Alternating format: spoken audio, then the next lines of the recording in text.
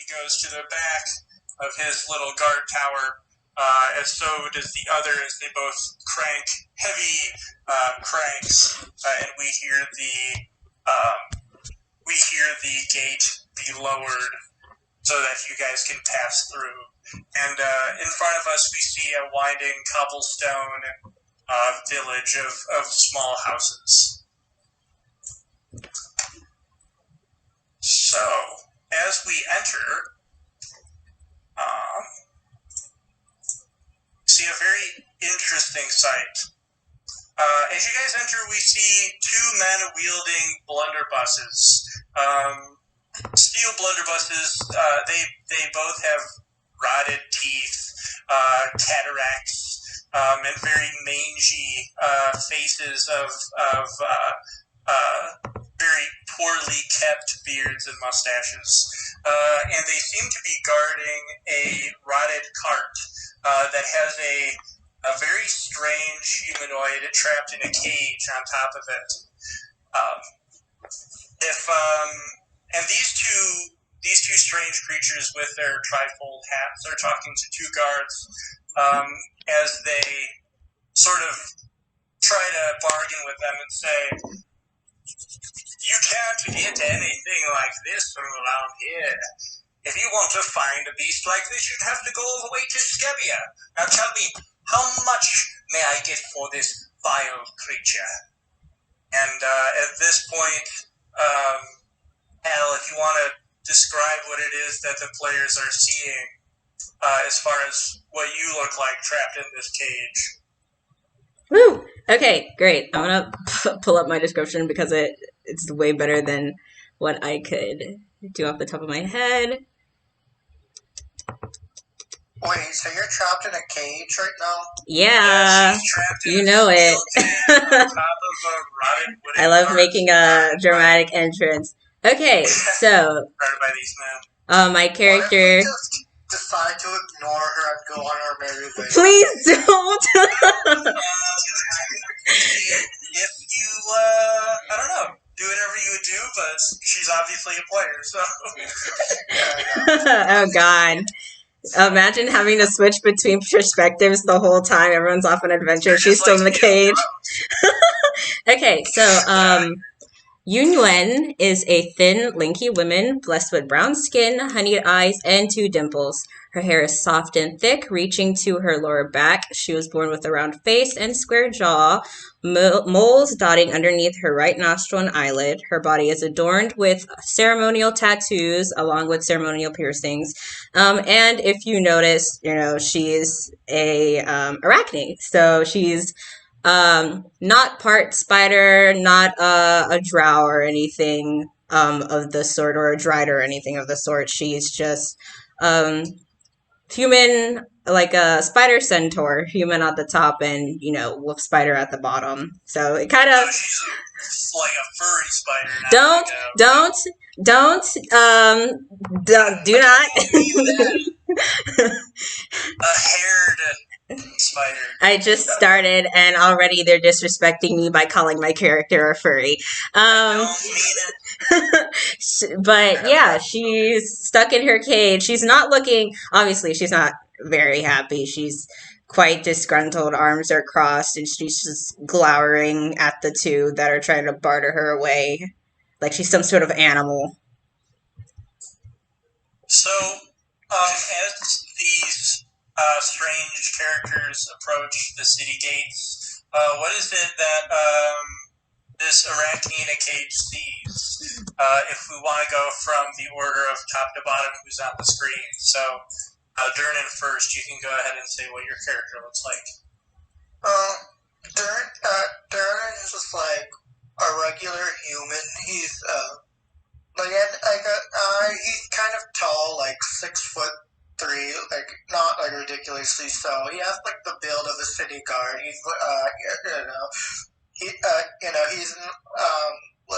he's done a lot of like patrolling, a lot of work on the legs, patrolling this like the city, and he's kept up with arms practice. So he looks like a man in shape. But like his hair is black, back, and he's got a little bit of mustache and beard. He looks about like 30-ish. Alright, and then our So I don't really think about what my characters look like a lot. It's sort of like I know how they act, but I never really think about. yeah, that's a good enough description. So next up then, Elise. Yeah, Alice, as of right now, appears as a average height, 5'9"-ish, human woman with kind of shock red hair and a shaved undercut on one side. She's wearing a pretty simple green cloak, and underneath you can catch a hint of brownish leather armor. Other than that, there's not really anything too special about her appearance. Okay. And then Larian? Yep. Larian is ash blonde-haired high elf, standing tall, probably a head taller than most humans. Maybe not as tall as the Warforge. Kind of dressed over the top, has a large hat, as seen in the picture. Big pair of boots that go up to almost like his knees. No visible weapons. He only carries a wand on his belt, and that's about it. Young looking, too. Alright. Pierce at a first glance could be mistaken for just a huge knight wearing a large set of steel plate armor, but if you took a closer inspection, his skull-shaped helmet and his hinged jaw with two glowing eyes would quickly reveal him to be a construct. On his back, he carries a kite shield that's emblazoned with the symbol of two white hands bound together with a red thorny rope, as well as a crude-looking warhammer, and strung over his shoulder, he just carries around an extremely weathered brown apothecary bag. Nice. So, as these strange, grotesque men who have this arachne captured try to barter with the guards, the guards will chime back and say, I'm not sure what purpose we would have with this one other than perhaps our mayor putting her carapace on his mantle or for us to feast on later on in the evening, but we could spare some gold if you're willing to part with this beast. And go ahead. At that, obvious fucking, she would pop in, just, quietly and say, honestly, go ahead. Honestly, go ahead. I'm sure your mayor or whoever it's called, I'm sure your mayor would love to die from, poison. Obviously, if you guys are trying to feast upon my dead body without any in any regard to your well-being, sure. If you want one straight ticket to the depths of hell, go ahead, feast. So, the hunter to your right takes the butt of his blunderbuss and smacks it against the cage, rattling it a little bit. Can I try, lock-picking the cage while they're trying to barter with the guards? I'm not sure how you'd be able to do that. Can I then just... But you can try. Okay, then can I just smash the cage? Oh, wow. I have a long sword, which isn't the best for smashing, but... Well, first of all, before that happens, whatever you guys decided to happen, this what we can assume to be a beast hunter of some sort will smash the butt of the blunderbuss against the cage, rattling it as it almost sort of slides off the cart, and points at this arachne with his gloved hand and says, "Hush, you beast! We will do whatever we want with you. Even if you are not edible, we will make sure your carapace will be left at the mantle as a trophy for this mayor." Okay, so now what is it that you guys do? Oh, boo-hoo. Please, scare me more with your giant stick. If I could maybe speak up and say, well, if you don't mind me intervening, I'm a collector of exotic beasts. I keep and I study them in order, to better protect the village from them. What kind of price were you thinking for this specimen?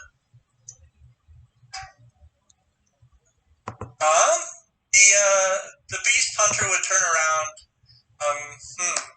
to you and say, I'm not sure where you come from, but I would only think that the gods would have much more to offer than you would. That is your price, since the gods have not given me theirs.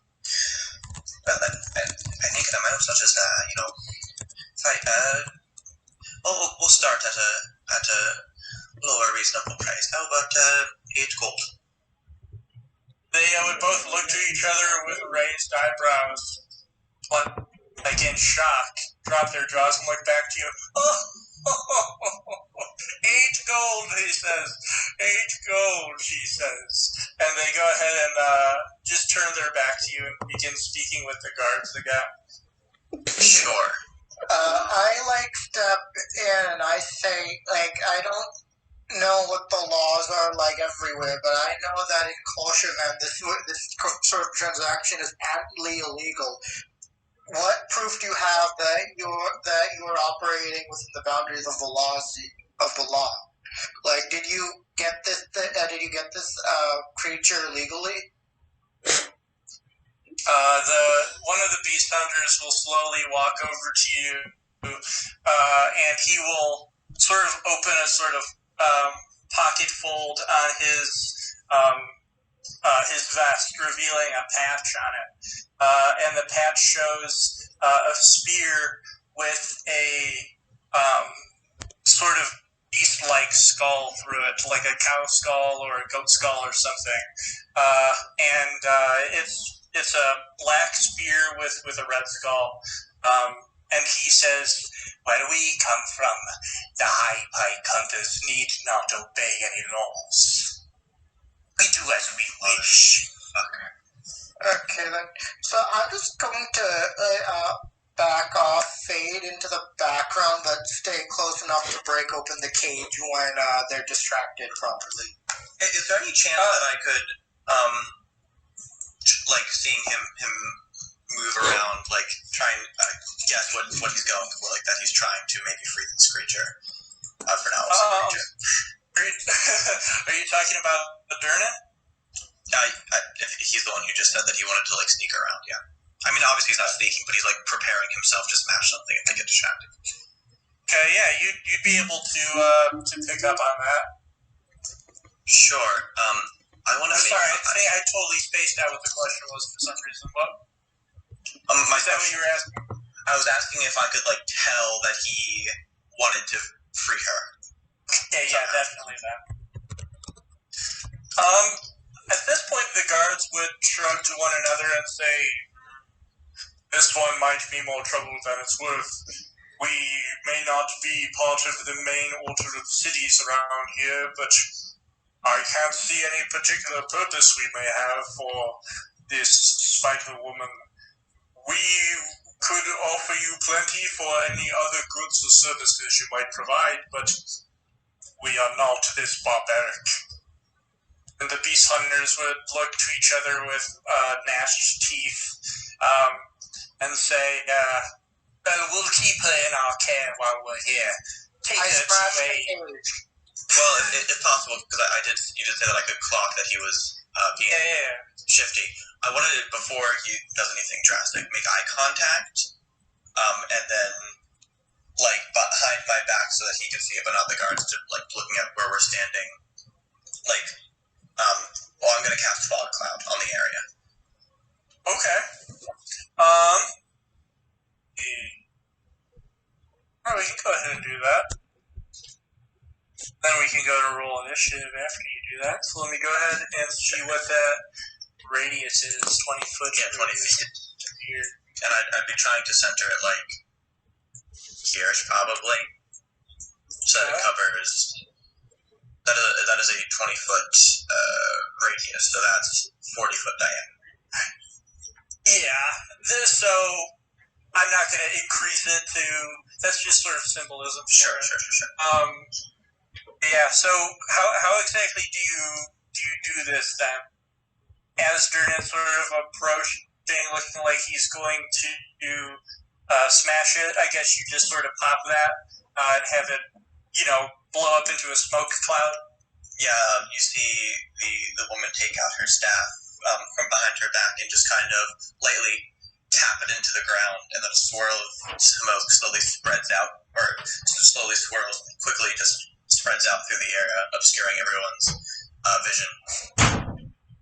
All right, so the wand is pulled out, a big puff of smoke, a big plume envelops the area as everybody is silhouetted and covered in darkness. The beast hunters begin to curse to one another as the guards go for the long swords to their side in confusion. So let's go and roll initiative to see what you guys are planning on doing here. Oh boy. I'm not planning on fighting the guards. Like, obviously. Let's go. Like, what? Do I need to roll initiative? Well, obviously. Yeah, just to see turn order. Yeah, I'm generally planning to just get her and get out. That's fine.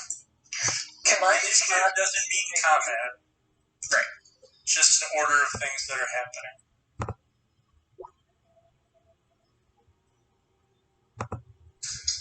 Got 17, 24, 20, 11, oh, a 5. Oh my god, I hate my initiative so much. I hate it.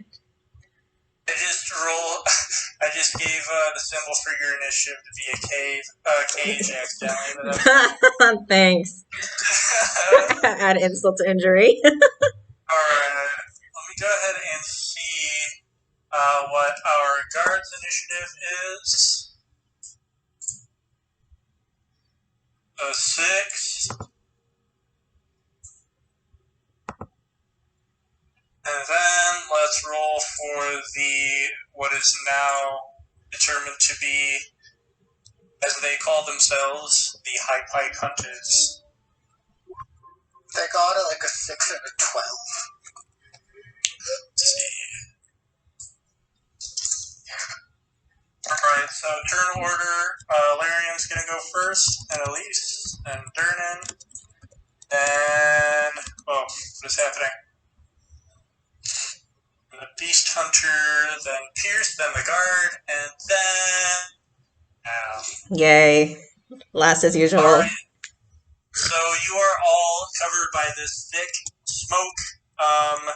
Is anyone, I'm not sure if I read that, but if somebody has dark vision, are they able to see it? No, just heavily obscured. Yeah. Just heavily obscured, okay. Only like blind sense and tremor sense and that sort of stuff can see it. Heavily obscured is everyone has a blind condition inside of it. Yep. Yeah, cool. Alright. What is Larian's move then? Can I try and sort of bump into the guy that flashed the badge earlier and sleight of hand it off of him? In the fog? It's a patch that's stitched to his vest. Can I rip it off then? I mean, you can try. Confusion and the confusion, I'll go ahead and try.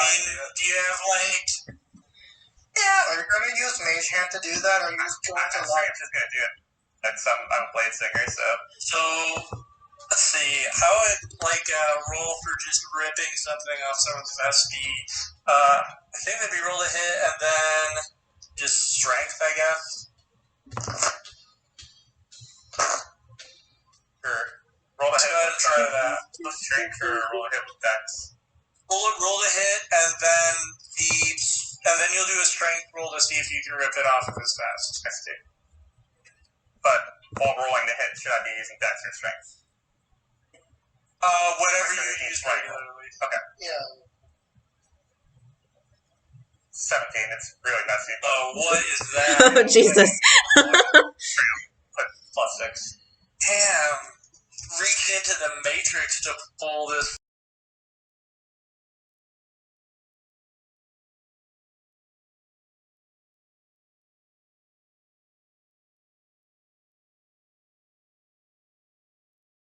It's just...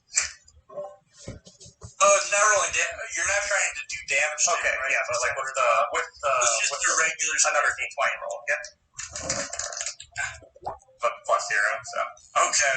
You tug at it, and it doesn't come off. Alright. Is it an opportunity attack? Yeah. I don't know.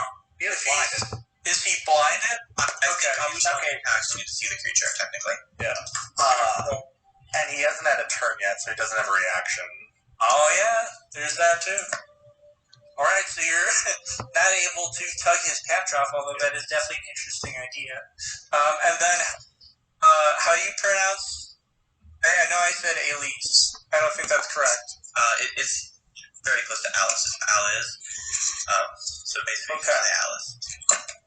Okay. Well, it is now Alice's turn. Sure, I'll kind of try and rush over. Go ahead with your armor class. By the way, everybody's armor class and hit points is above their character. Nice. So if that ever changes, you can go and just edit that. Thank you, I saw the man. I'll run over to the cage and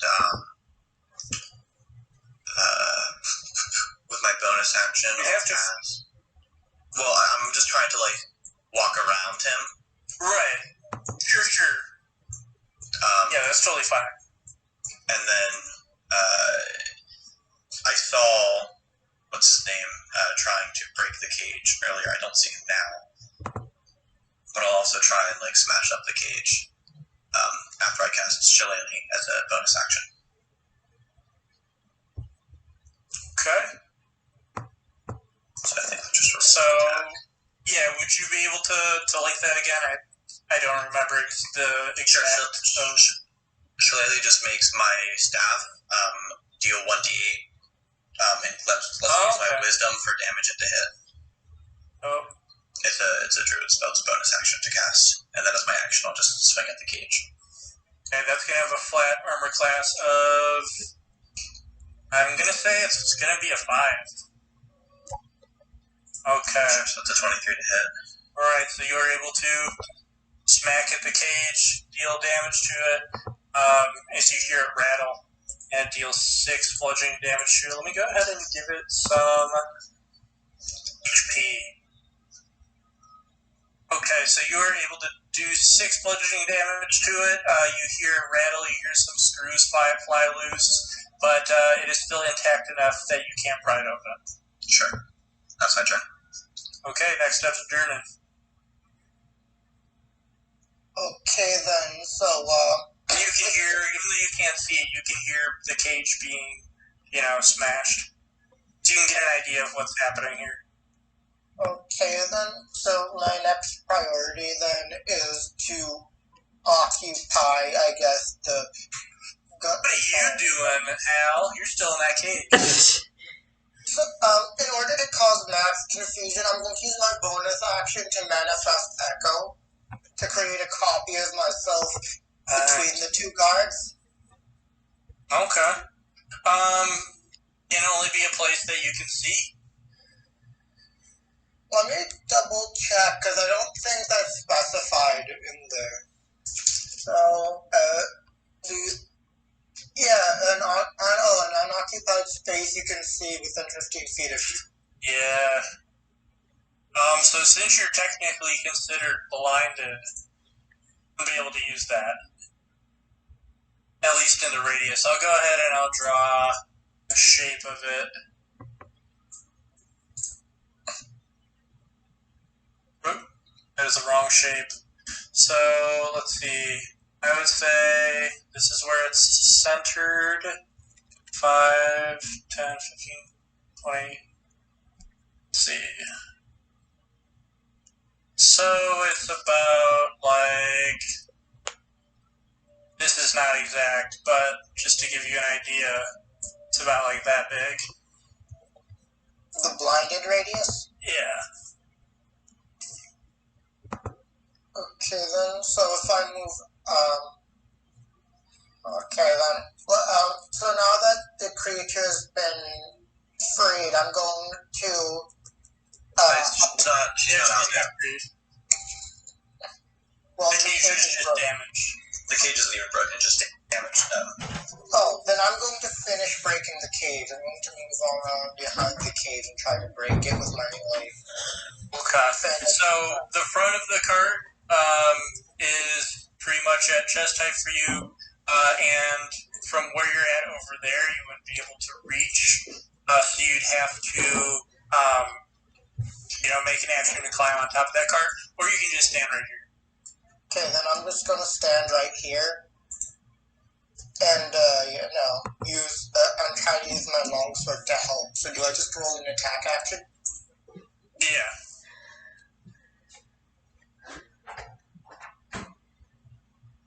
Okay. So I'm going to, use my longsword, so if I use it two-handed, then can I pick up my shield back up after I use the longsword two-handed? That'd be an action to do that. To pick up a shield? Yeah. Technically you could drop it on the floor and pick it back up, but it's really metagame. I mean, yeah, if you drop it, you still need an action to pick it back up. Yeah, that's fine. But obviously your armor class would go down from it, so I'm totally okay with that. Yeah, it's just, this one, okay, and if, dropping the shield is going to put my armor class. You know what, even without the shield, my armor class is 17, so I'm just gonna go for it. Alright. Do this two-handed.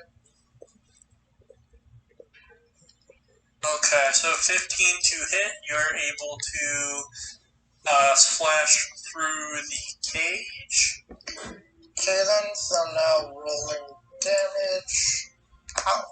It's 1d10. Why did it roll? We're blinded, right? Yeah, so that probably should have been It's disadvantage. Yeah, I realized that afterward, but I did not give it disadvantage to Alice, so we'll just go with it for this one. That You could consider the cage to be restrained, so we have advantage and it cancels out. Since we can't move. That's what we'll just do for this one. I goofed up and didn't mention that the first time. Although technically, rules is written.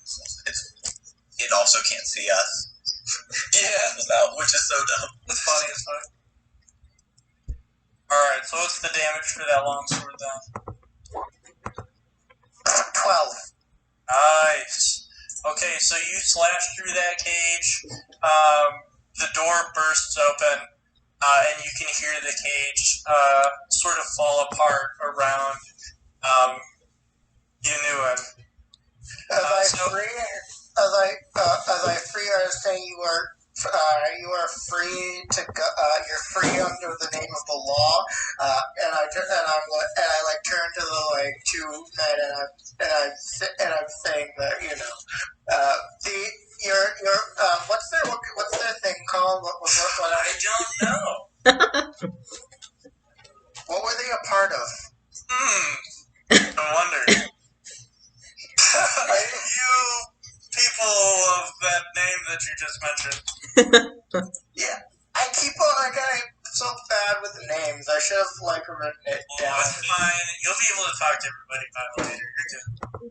Yeah, for now, you pretty much just give them a warning. Yeah, so I just pretty much pretend I say the name.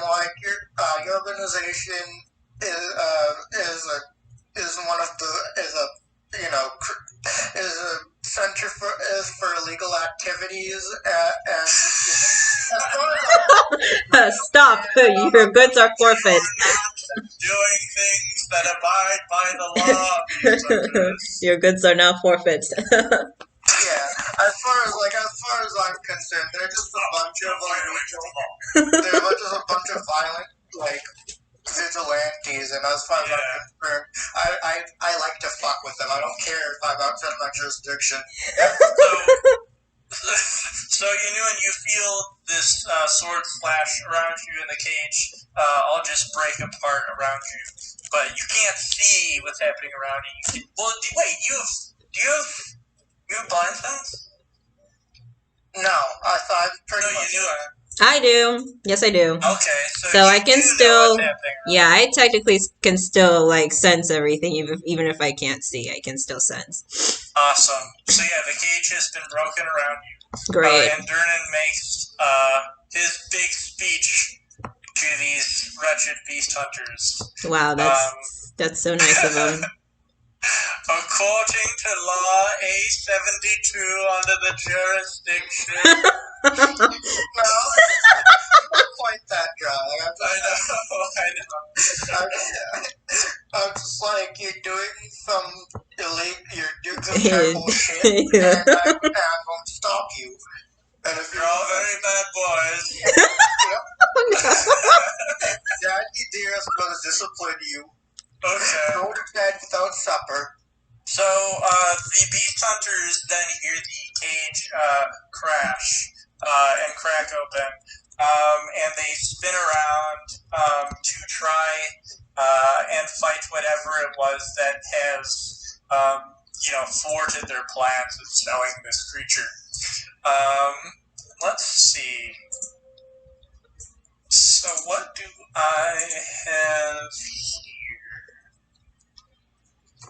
Alright, so they're going to, with blunderbusses on their back, they're going to unsheath long swords, and they're going to just try swinging around, hitting any of you. So, this beast hunter is going to go after the vile creature in the cage, with 2 attacks with disadvantage, as they blindly swing around. What, they're trying to hit me? They're trying to hit you. Okay. So disadvantage? What the fuck? Brandon! Okay. 22 with disadvantage, what an unlucky roll. 22 and 23. Come on! I think roll 20 hits you, Hal. Yeah, I think it does. Alright, so as you are freed, the next sensation you have is the slash of steel against your thorax. Ow. And it is going to deal Watch as I go down from this. 4 slashing damage. Okay. So, this is the second best outcome of a successful hit. And he is then going to try slashing at you one more time as he says, I can smell your blood, vile beast. Whew. Oops. Well, that is... Oh my god, I thought that was the damage roll. Holy shit. Okay, so you got 7. And it slashes directly past you. So the next beast hunter is then going to try and attack Durnan. Okay. My AC is 17. Yep. Even with the 7, you're able to dodge out of the way as you can feel the wind of the swings come towards you, and he's going to try and swing into the air once more, and also miss.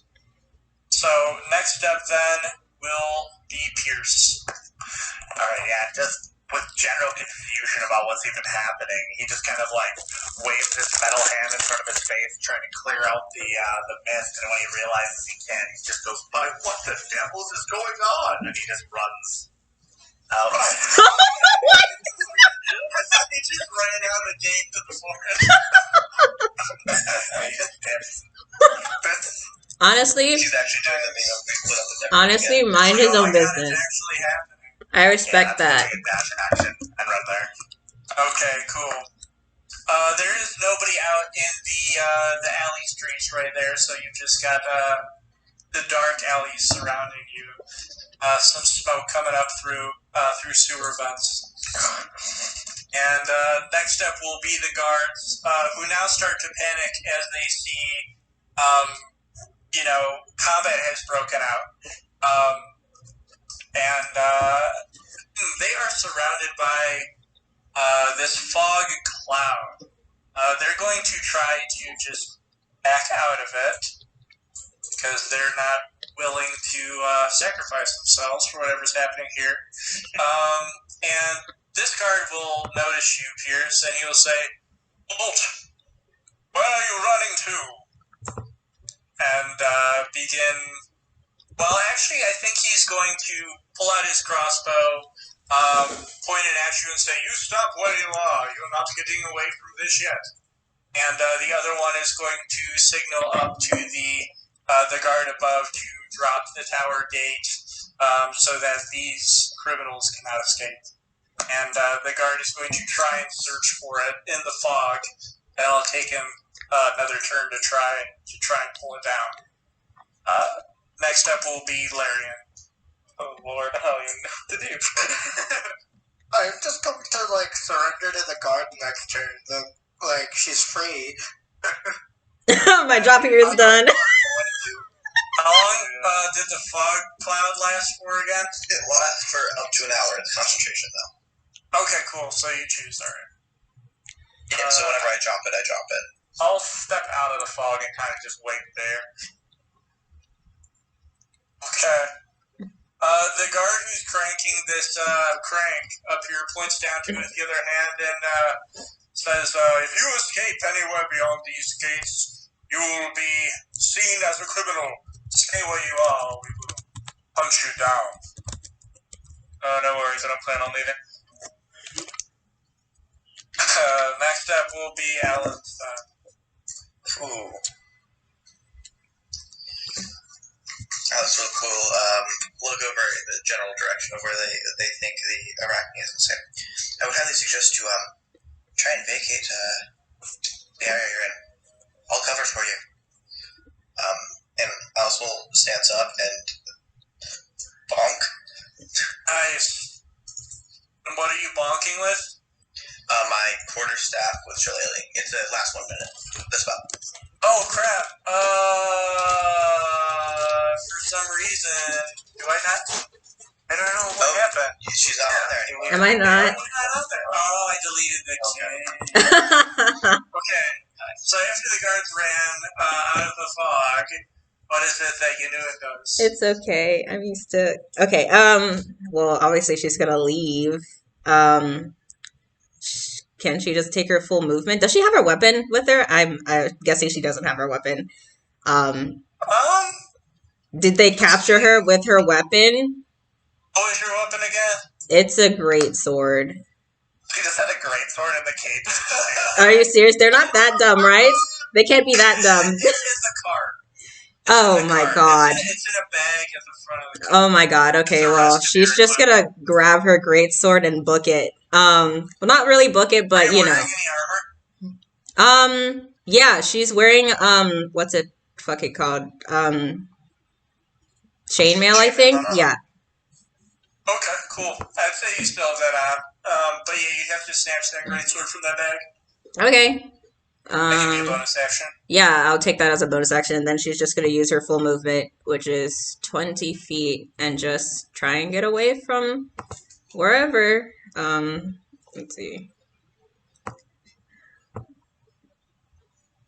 Everyone gets super scared and just leaves the town. Am I, like, do I need to, is there, like, an opportunity attack, because I'm walking past these two, or am I good to just go? I'm actually not sure if there'd be opportunity with disadvantage or no opportunity. Because I can, like, roll a stealth, maybe?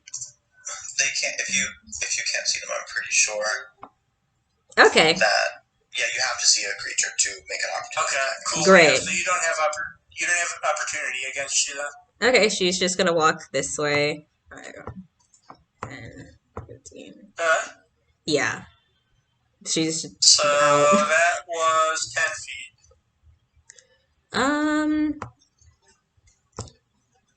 Okay. Okay, cool. Alright, and then Larian does this thing, then what was it that Alice does? Okay, so you kind of ran towards the gate. Did the gate slam down already, or is it being lowered? On their next turn, it will be fully lowered. Okay, sure.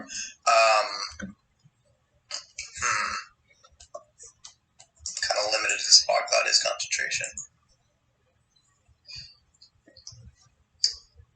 Yeah, I'll just keep my plan the same and take a swing. Bonk. Nice. Okay, So, that is another bonk to the head. Wait, what? Oh, I have disadvantage. I thought it was a 19. I have disadvantage. Oh no! Oh yeah, you're right. Yeah, I'm way too honest. Okay,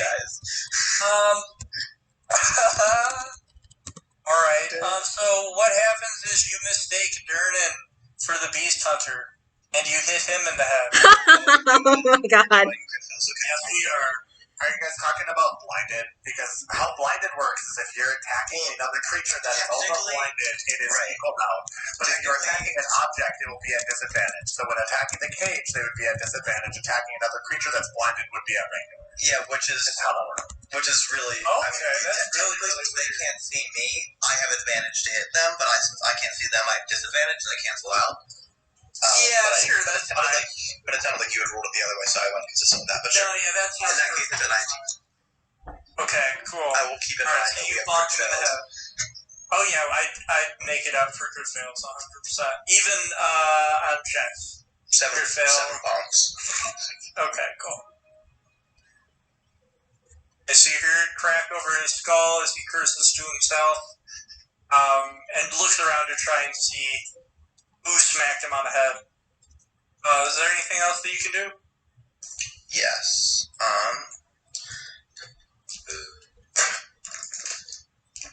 Actually, no, I won't do anything else this turn. I'll just yell out. I have advice for you to step down. I don't want this to get any more ugly than you already are. Oof. Durnan, what is your move? I'm going to walk out of the fog. First, I'm going to pick up my shield, which is an action. Then I'm going to walk out of the fog, drop my drop my shield, and say to the guards, "I'm sorry, good sirs, for what has occurred. Quite frankly, I don't really know what's going on. Suddenly there was a fog, and they were attacking me. These things. I think they might be behind this. Shut up! And they grab your arms and put your arms behind your back. Don't I even get a roll for deception? They don't know what happened. Oh yeah, you're right. They wouldn't just put their arms behind your back. I just armed myself willingly. I just armed myself. You're right. But even then, I mean, they would, but they can't just do it. There'd have to be rules for that. But they go to look as if they want to hold you in place, not forcefully, but trying to go for your shoulders to just keep where you are and make sure you don't head away. But they don't look like they've got any violent intentions at all. Alright, so next up will be the beast hunters. The guards will yell to them and say, "You are outnumbered by both us and your adversaries. Stand down and we will think about whether we will put you in our jail or not." And the beast hunters will look around to each other as we hear the clank of them dropping their blunderbusses, and we can see the silhouette of them putting their hands up, say, "This is not at all what we had intended coming here today." And they put their hands up. They're willing to stop fighting. But this fog cloud is definitely still here to keep the guards from wanting to head in, so they just point their crossbows into the fog. Next up is Pierce. What was it that you would do? Would you stand down combat, or would you continue trying to get out of there? Pierce would immediately, as they kind of turn to stop him, he would turn, raise both of his hands up, and go, "I have committed no crimes, good guards. I assure you. You've got the wrong person." And he kind of starts walking towards them with his hands up. Okay, so this guard right here has one hand under his shoulder, and he doesn't have his crossbow out anymore. That's on his back. He sort of motions to you to come forward towards him as he's trying to keep an eye on the fog cloud, and you at the same time. But he seems pretty calm. He doesn't seem panicked or violent in any way.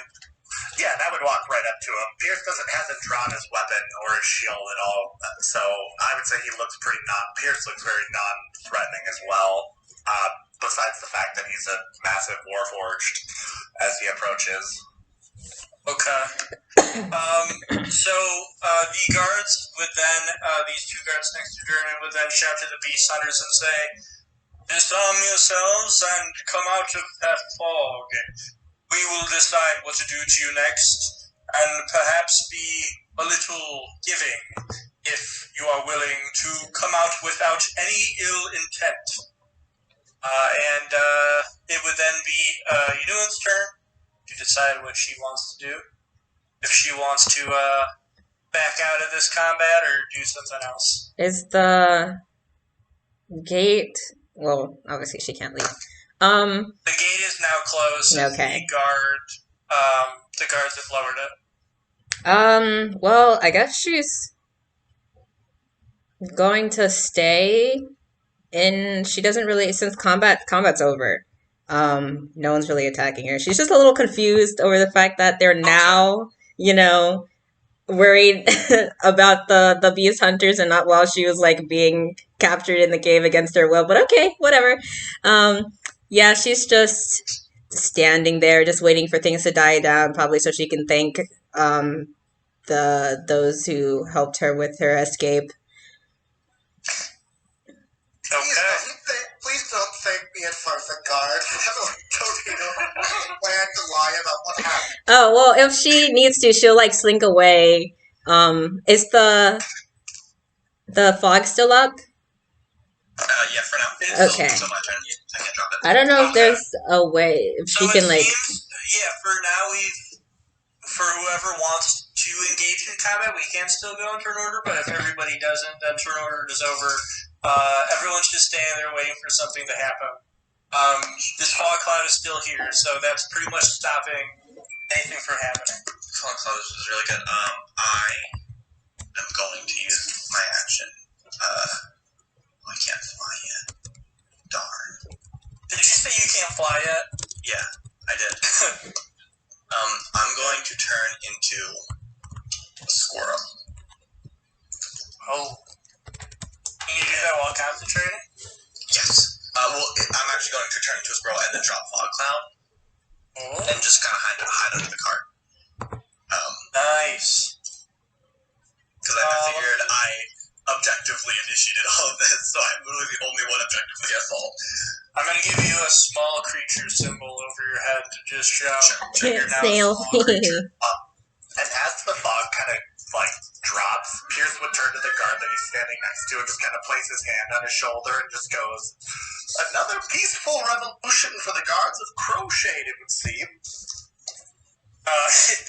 He would look to you with an eyebrow raised in confusion, not knowing why you're referencing them as if, you're on their side, but would just sort of give you a small nod. They appear that they deal with this stuff all the time, so they're really now shaken up, oh god, there's something happening in our town. So they go ahead and run forward, now being able to see the beast hunters. The one to the right looks back to Durnan, says, "You stay there, or we'll be after you next." As they run forward to greet the beast hunters. They've got their long swords raised to them as the beast hunters blunderbusses around the ground, and their hands are raised with their rotted yellow teeth gnashing in anger. And the guards say, "We were suspicious of your activity here. We heard you say that you were part of the High Pike Hunters. And although we understand that we all have the same goals in mind, one must obey the law rather than their own lust for blood. We will not arrest you, but you must head out of our village right now, or we will. You will not leave with the Arachne that you came here with. I believe her, even though she is half-beast, has the right to stay here if she so chooses. Now, go ahead, head out. Let us not see your faces again." And the beast hunters will sheepishly pick up their blunderbusses and sort of just shuffle back to the gates, looking to Unedoa one last time over their shoulder. This one to your left, as he slowly walks by, gives you a very big, toothy grin, looking down at the wound that you had sustained and sniffing once more with a wink. As the guards reopen the gate for them to leave. Oh my god. They're so lucky I'm playing a paladin right now. So I will give you guys some experience because even though they're not dead, you did defeat them. So let's see here.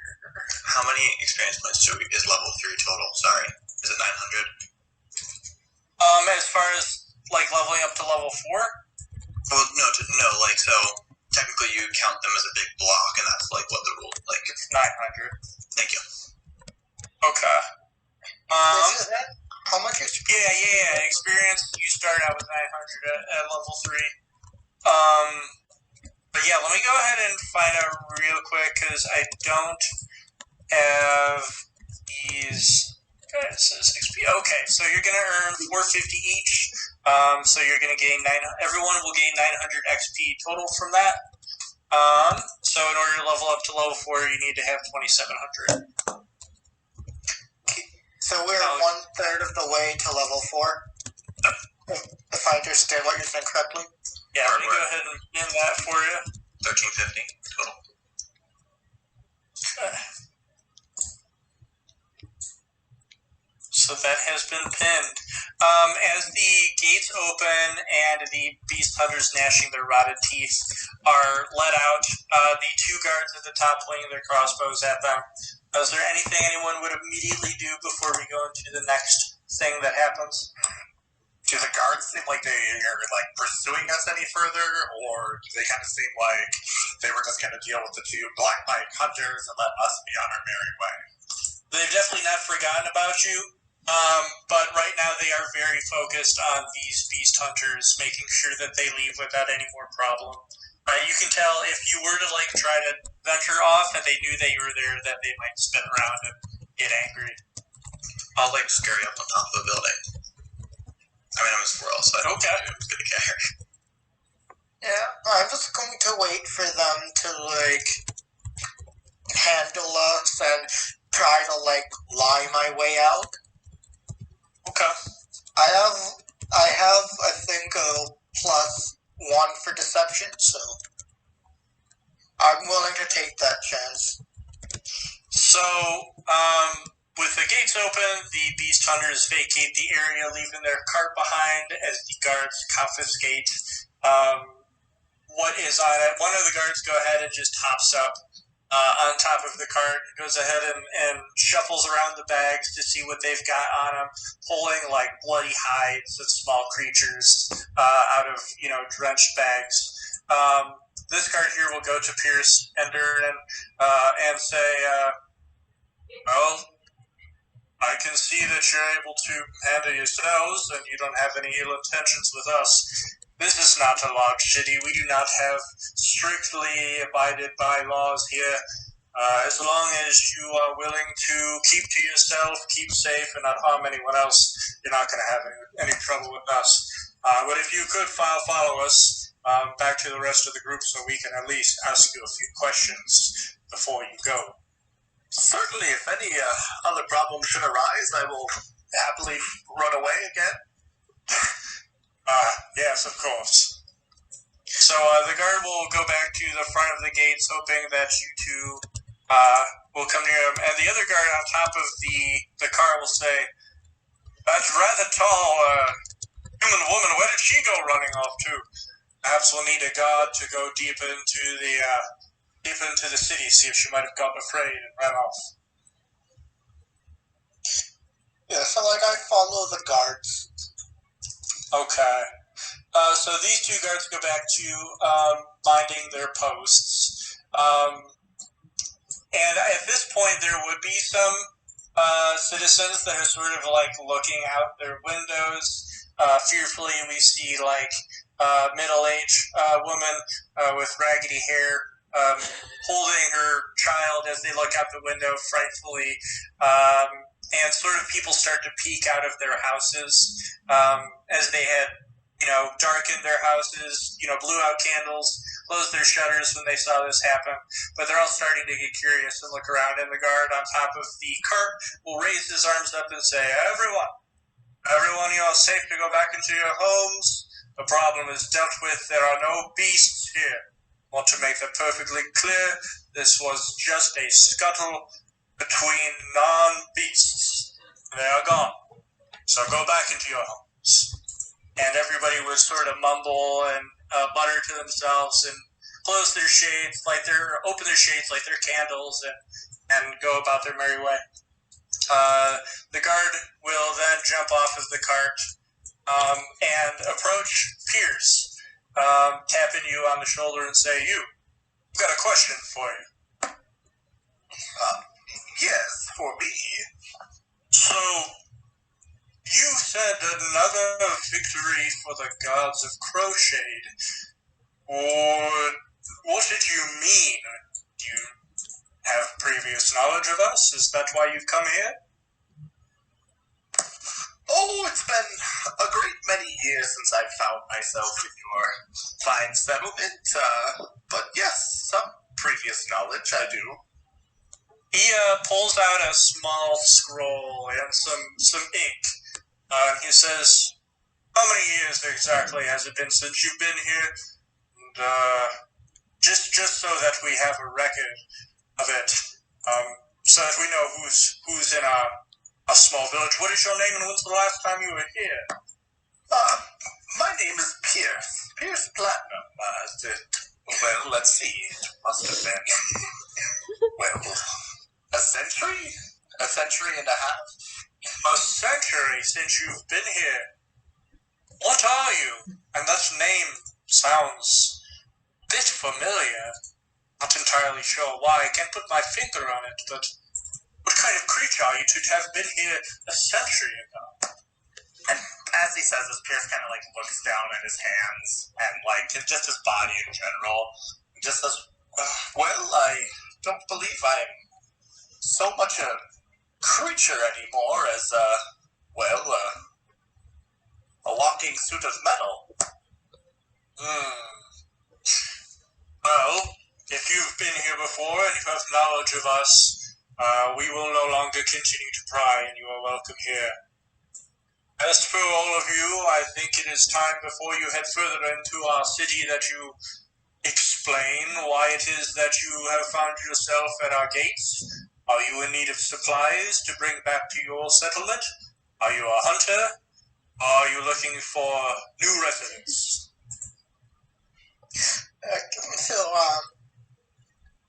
Durnan is going to explain himself first. He tells the guards, I'm actually on a search for a missing friend. He was,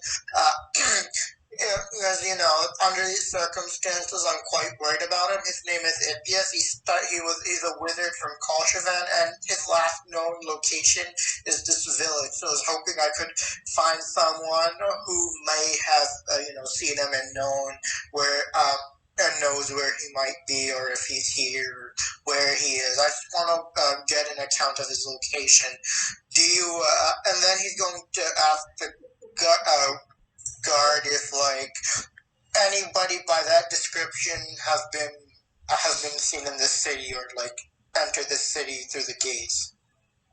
Well, it is not something I've ever heard of before, not a name that I've heard of, but I'm sure you could find yourself to Ye Old Tortoise, our tavern not far from here, and possibly talk to some of the tavern goers, see if they of his whereabouts. I will tell you not to get your hopes up. Plenty of people who go missing around here. Yes, I understand, but he's my best friend, so I have to try at least. Understood. There's not much friendship to be had around these parts. Now, you, spider woman, or whatever you are, I see that you were brought here in a cage. Were you brought here because you mean us harm? Are you dangerous? Obviously not. I was brought against my will. I came here from my little neck of the woods, whatever you would call it, to assist with the rising tides of Gruelstorm, obviously, seeing that it was becoming alarming to even my people. So I came here to assist you all, and surprise, surprise, I'm being treated like a monster and carted away and slashed at for no apparent reason at all. And now I'm being questioned as if I mean harm. Why would I answer yes to that? Do you think any person in their right mind would sanely answer yes to that? But excuse me, I'm a little frustrated right now. If you excuse me, I just needed to get that out. No, I am here to assist. I am a paladin. I have taken my oath, and I'm here wherever you point me. I will happily assist with. The guard you're talking to looks a little red in the face, a little embarrassed. Didn't expect to be, given the 1-4 like that. The other guard looks to him with eyebrows raised and sort of chuckles a little bit. And the guard talking to you looks down, doesn't look you in the eyes, says, well, all right. I believe you. Are you treated like that? There's definitely a lot of prejudice toward non-bipedal creatures around here since recent events have happened, but we'll make sure you are treated fairly in our village. And you over there, elf, you do not appear to be one of the regular elves that is found in these parts. I can't see I've seen one quite like you before. Yes. What are you doing in our village? Walked many a ways here. I'm an emissary from Faldell. I would like to find somebody to speak to, preferably a scholar. Faldell? That is a very far away city indeed. Many people believe that city to even be myth, but I suppose now we know it is not. Sure, try and find somebody to speak to, like I have said to this one behind me. There are plenty of people with rumors and stories of their own who have survived here for a very long time, who can be found milling about telling their old stories in ye old tortoise. Feel free to have a meal there. Yes, I'd like to get a drink. I turn to the Fanta, the the creature, and I say, I know that our purposes aren't. Did you say the Fanta? That's what her name is on the Discord. Oh no, that's for a joke. I'll change it back. I thought you thought that's what her race was. Don't you want to? If you introduce yourself as Union, right? Yeah. We know her name now, right? Yeah. So I turn to her and I say, I know you have a purpose here, but I'd like to invite you for a meal at the tavern. It seems like you could use a drink after what you've went through. Boy, you asking you doing for a drink? Well, I'd quite like that. Thank you very much. Thank you. Awesome. Yeah, and I'd also I turn to Larry and I say and I said my friend is a great scholar himself. If I find if I find him, maybe would you be interested in speaking to him? Depends on his last time he was here. Yeah, just offering, but I think we have similar plans to be at the tavern. So. Help you find your friend. Maybe he has information for me. Thank you. Well, you all best be heading deep into the village, and this is now a crime scene. Unfortunately, I guess it gives us something to do, but we must confiscate this cart, and we must confiscate it alone. So go find your friend wherever she ran off to.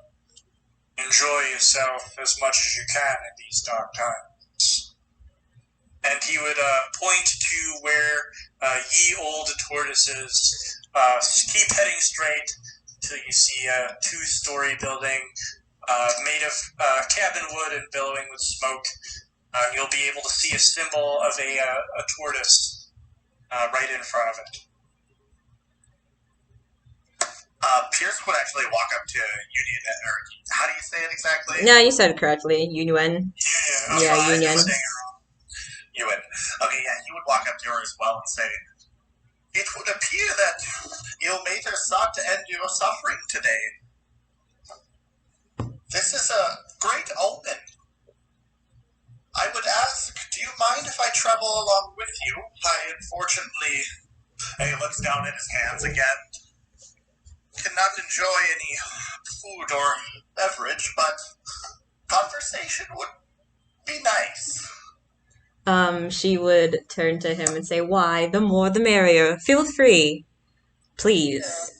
It's the least I can do to this group of people who have taken it upon themselves to rescue a stranger in distress. Thank you." I did none of the rescuing, I assure you that. If Ilmater sought to see you suffer longer, I was not going to intervene in his will.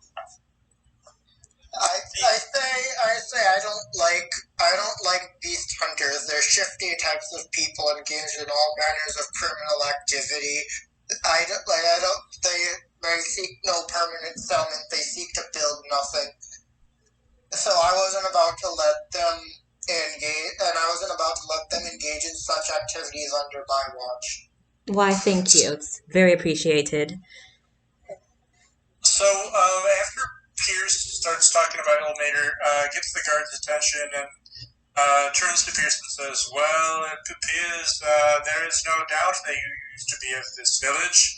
Now, mentioning our God's name, if you were wanting to go ahead and sort of search around, you being here before, Church of Ilmater is in the same place it's been for the past 100 years.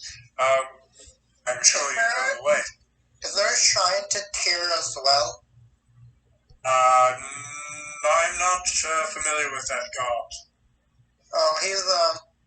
He's sort of a patron of the city watch in Koshevin.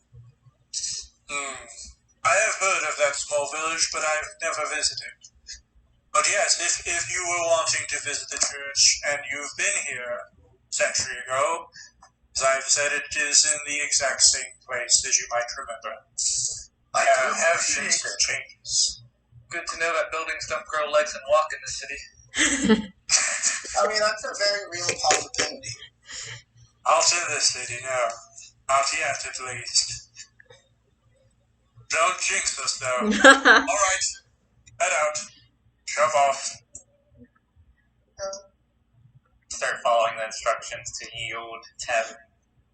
Yeah, I go with him, and I assume Unawin. Yeah.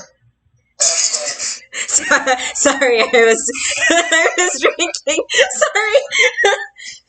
I'll just get her across the rooftops and follow them. Okay, cool. Wild shape for an hour total, so. Alright. So, we head further down the street. It is winding cobblestone, very rough, not smooth. All the stones are upturned and sort of falling apart. This village is not very well maintained.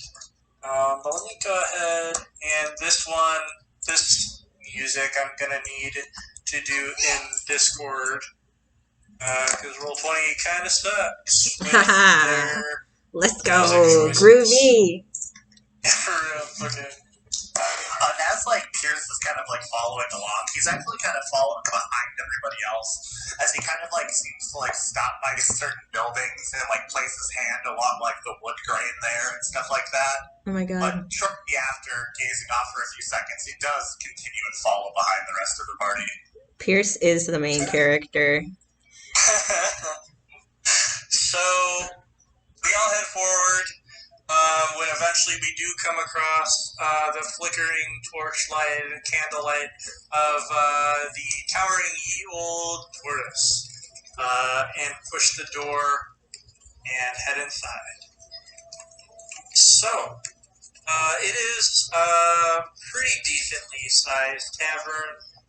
Dusty wooden floor, about 15-foot high ceilings with struts going back and forth below the roof. We've got lanterns hanging from ropes from them.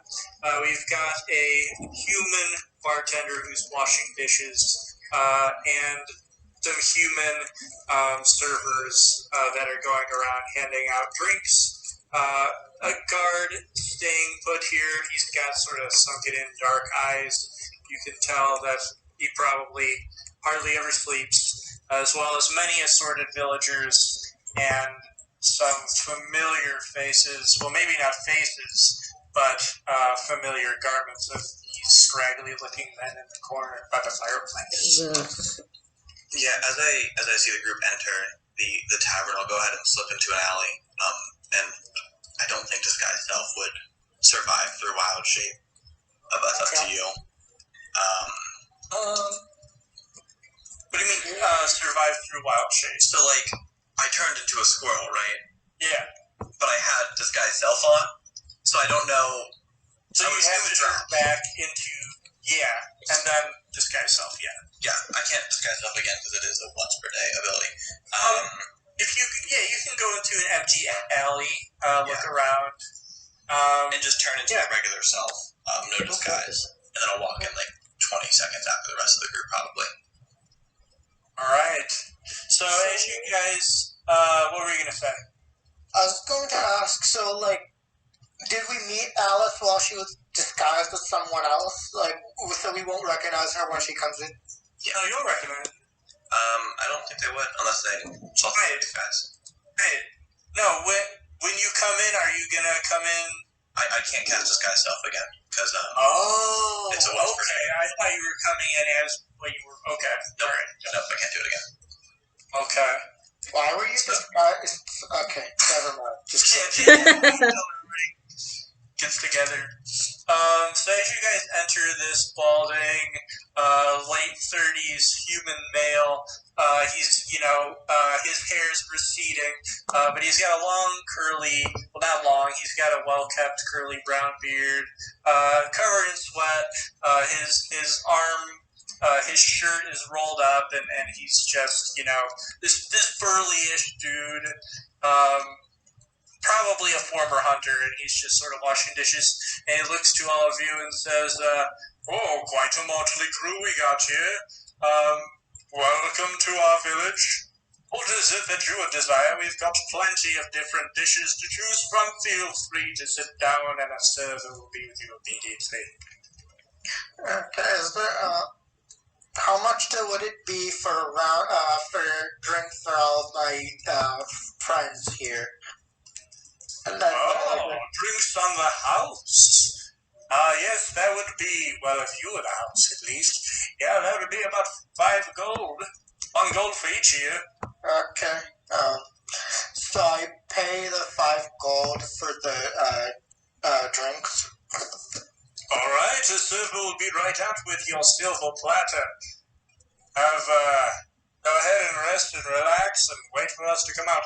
He then snaps his fingers and gives a motion to the server behind the table and says, 5 ales for that group over there. She nods to him and says, all right, Ogfarn, I'm heading over. And well, technically it's only 3. It's me, the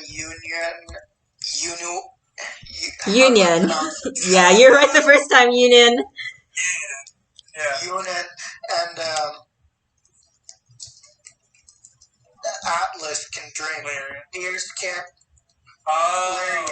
Yes. Yeah. Pierce can't drink, and I don't recognize Alice. She's not really with that group right now. Okay. Yeah. You have control of your character? Yeah. 3 gold, I imagine.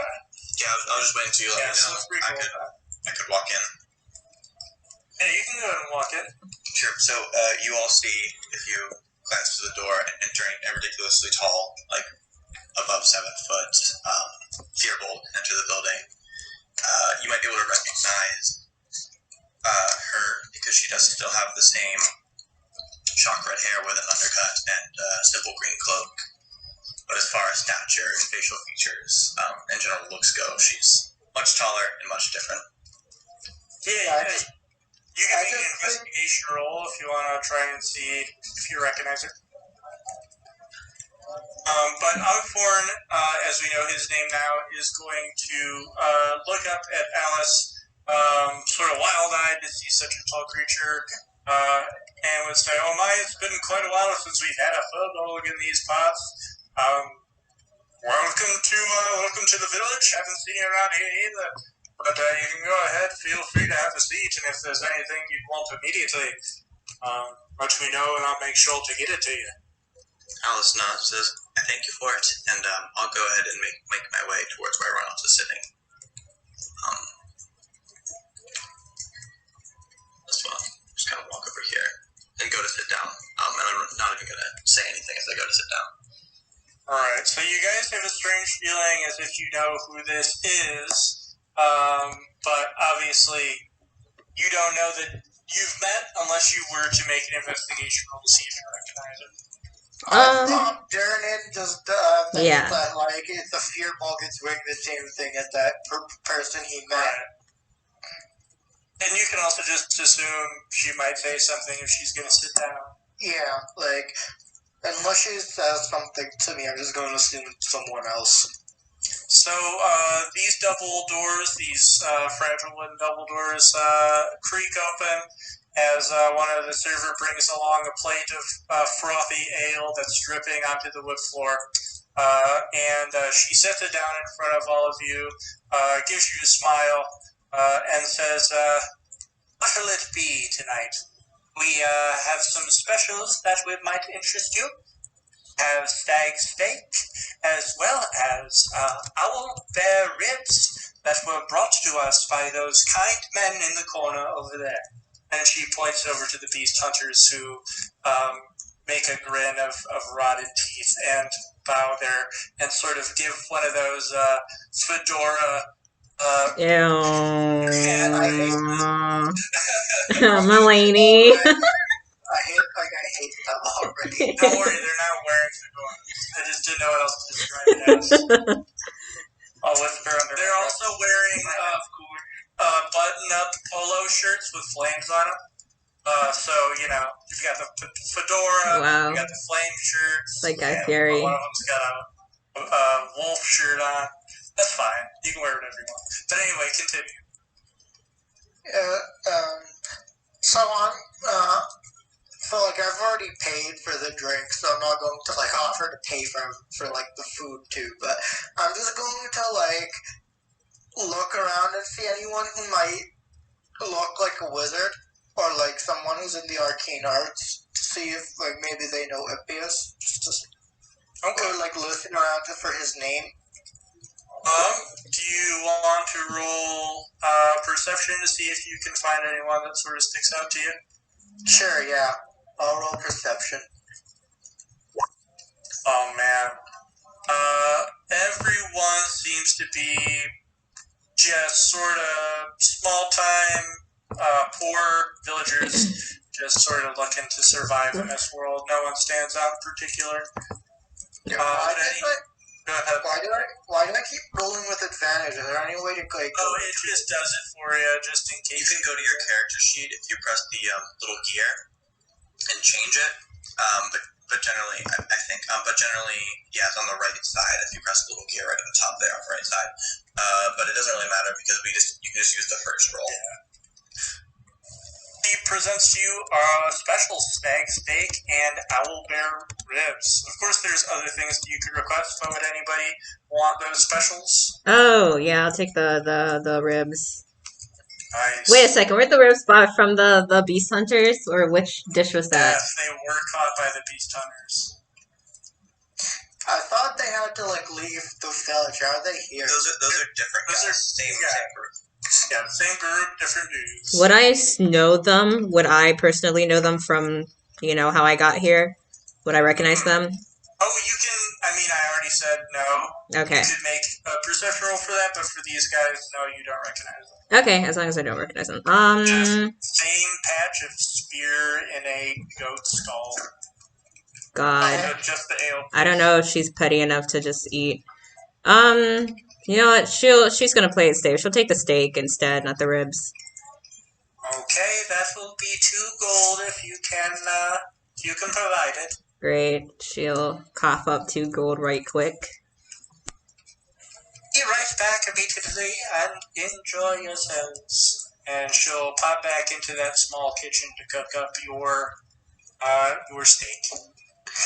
Oh, great. So I'm going to approach the bartender and like say, I was hoping since you see a lot of people, a lot of out of towners too, if you might recognize the name Ippius. He's a wizard from Kolshavan.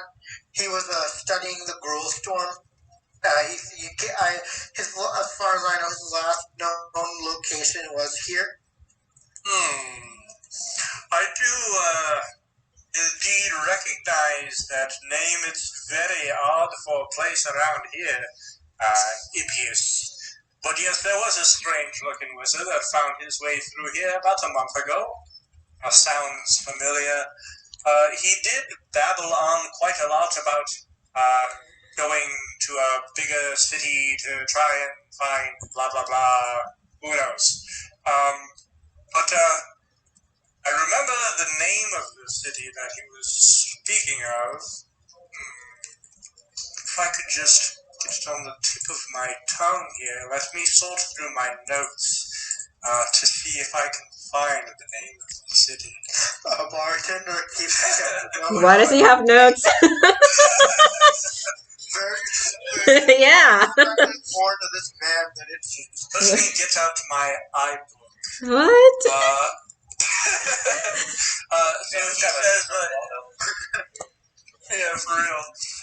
So he says, I recognize the name as a city that is very high tech around here. One that hasn't seen any attacks from any beast around the area, as it's located on an island, the side of a lake.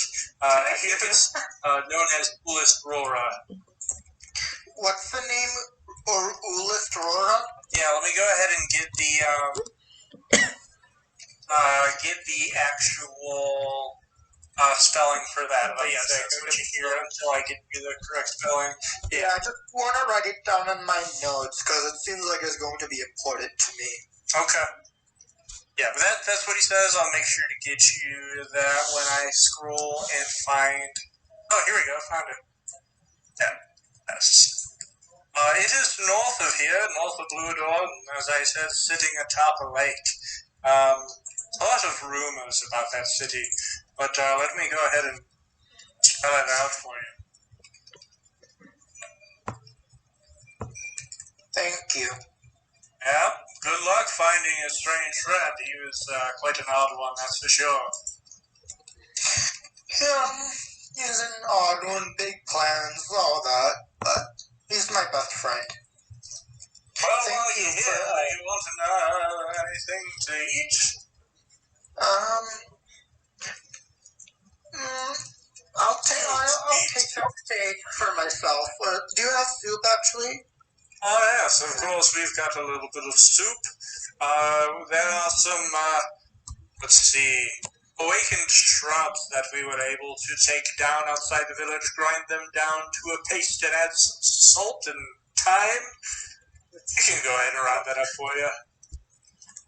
Yeah, that would be great, thank you. I'll just take that raw. Okay, and give him a gold for to get some soup for myself. Alright, I'll make sure to let the server know. Go ahead and enjoy yourself, and it'll be right out. Okay then, so Ippius goes back to his seat, waits for his soup, and... You mean Durnan? What? You mean Durnan? You said Ippius. Yeah. I said Durnan. I thought you said But Ippius. I'm pretty sure I said... I meant Durnan, and I was 100% sure I said Durnan. But I guess it... This is weird. I have to look back. But yeah, so you go ahead and get some vile shrub soup. And that's going to be brought out to you as you all sit next to each other, and Pierce apparently stares up at this forest giant sitting next to him. We will. Let's see. No. Yeah. So you guys want to come back at 7? You mind if we take a 15-minute break and then continue on with you guys introducing each other? That works fine for me. Yeah, I gotta go grab dinner anyways. Okay, dope.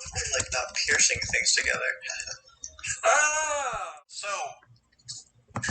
as I said, we are now in Ye Old Tortoise.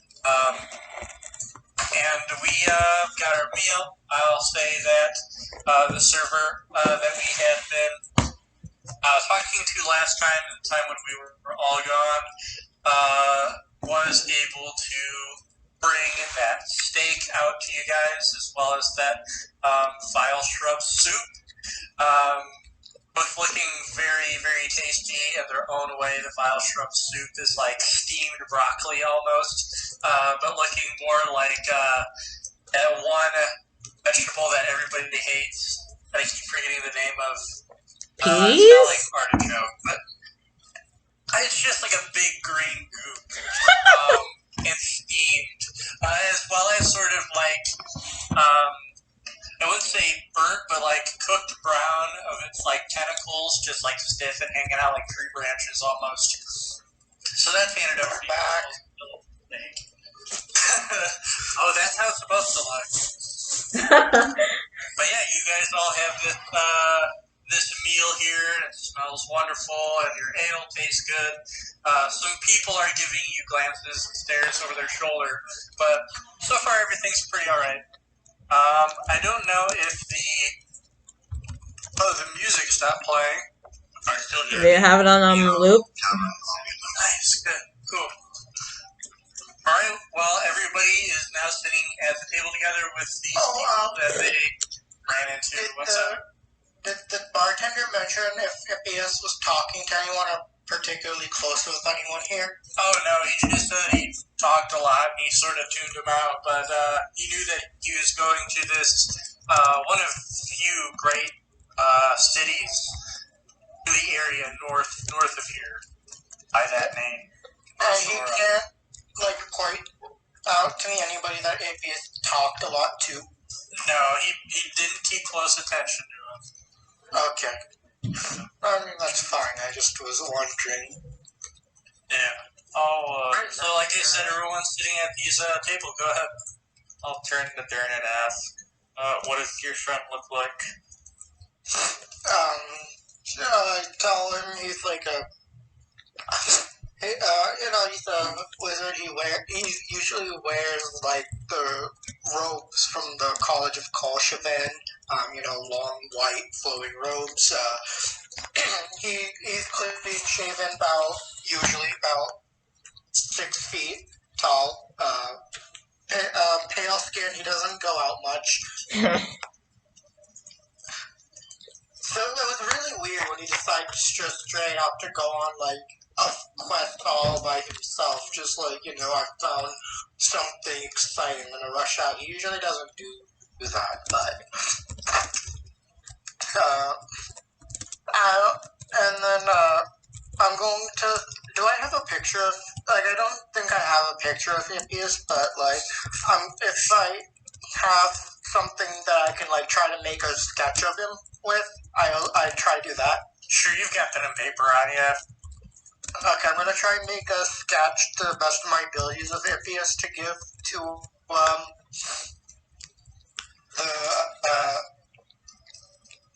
to give to Larian. Alright. You would well, let's see. You can roll performance for that. See how well you're able to sketch them out. It'd be funny if I crit failed him. Don't say that. Okay. I got a figure. Okay. You got the wizard hat, and it's here to be your friend Smiley face. It's a stick figure. Who is this supposed to be? Is a wizard hat and a smiley face. So That's supposed to be India's. Unfortunately, my artistic talents are about as good as my descriptive talents. I'm not a man of words, you So see. why did you draw? Because I was hoping that I am with the words. Alright, you can have this drawing back. I'll hand it back. A good attempt, though. Good attempt. Cares very much for Ippius, and you did get a little bit of information from him.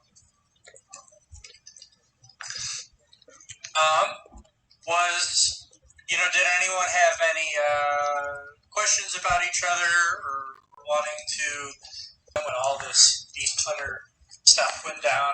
Yeah, I'm going to ask Hal a little bit, not Hal, sorry, Unuin, a little bit about herself.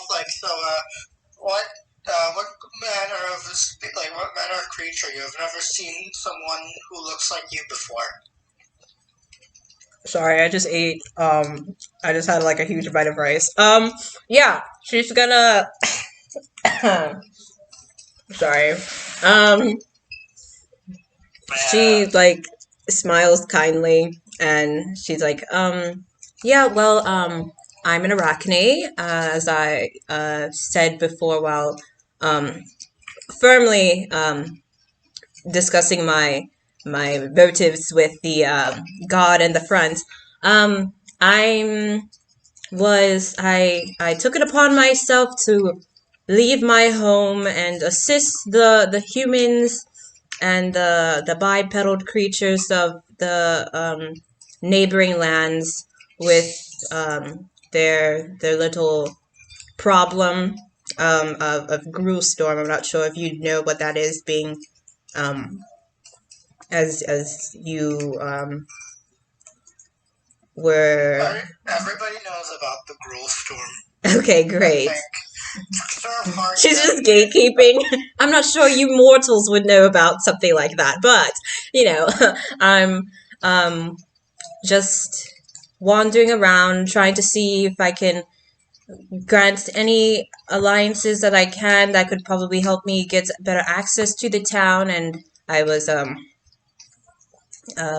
searching with my family, and I was unfortunately captured and sent here, and now I'm here sitting on this standing on this little establishment with you all.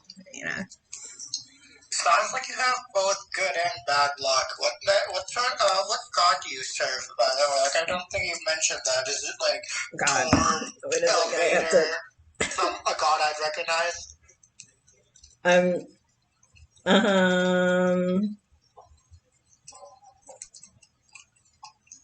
Did you already say this and I just missed it? No, I didn't say it. I have to scroll up on my DMs. There it is. Yeah. She'd chuckle and say, "Oh, I serve under the god. What's it? Solanor Thalandria. I don't know if you've heard him, but he's the god of hunting and survival, which is what my family and I usually thrive on. So that's who I pledge my allegiance to."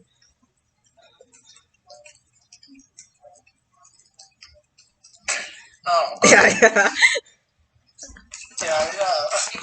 I don't recognize that name, but if he caused your path to cross with ours, I guess I am a little thankful. Always nice to meet new people. Was anyone else wanting to? Yeah. Say something. Yeah. No pressure, but go ahead. Yeah. Well, I'm certainly glad to see that you're out of that cage that the town guard isn't making, an active attempt to force you back into one. I'm sort of surprised. My experience with human settlements have not been as welcoming. Yeah, I don't know what I was expecting on my journey here, but I suppose it's my fault for being too naive after my family warned me of the nature of the distrustful nature of bipedal creatures. But I'm just grateful that you came across me in my unfortunate state, and I'm still living to tell the tale. As am I. In case you didn't realize, I'm the shorter one who caused the fog cloud earlier.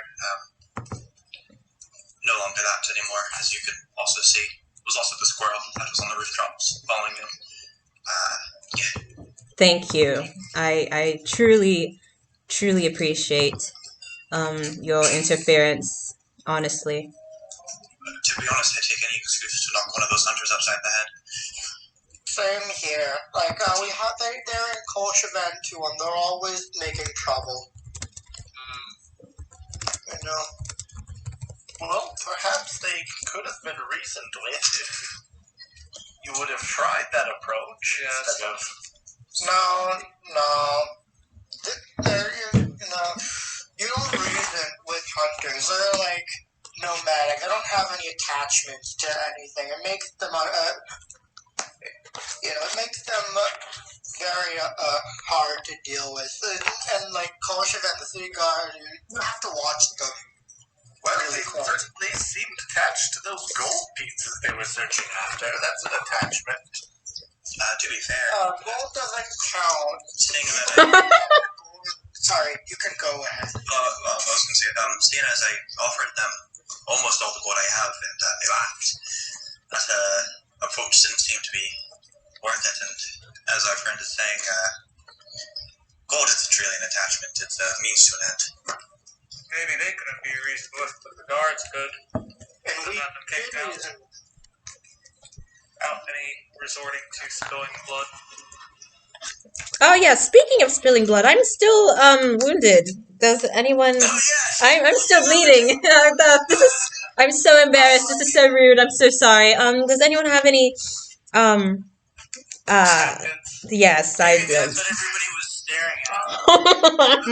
Let me see, and I'm gonna use my channel divinity feature, and I'm gonna walk over to her. Goodness, I'm so flustered. I'm so sorry. Nice to meet you. Alright, so, how does that work? Is it like a, okay. Okay, so did anyone else get hurt? Nope, I think it was just Alex. Yep, just me. Always. It's always just me. So you heal for 14. Yay, I'm back up. And, sorry, I was going to say, is it safe to assume that at this time I could be essentially taking a short rest?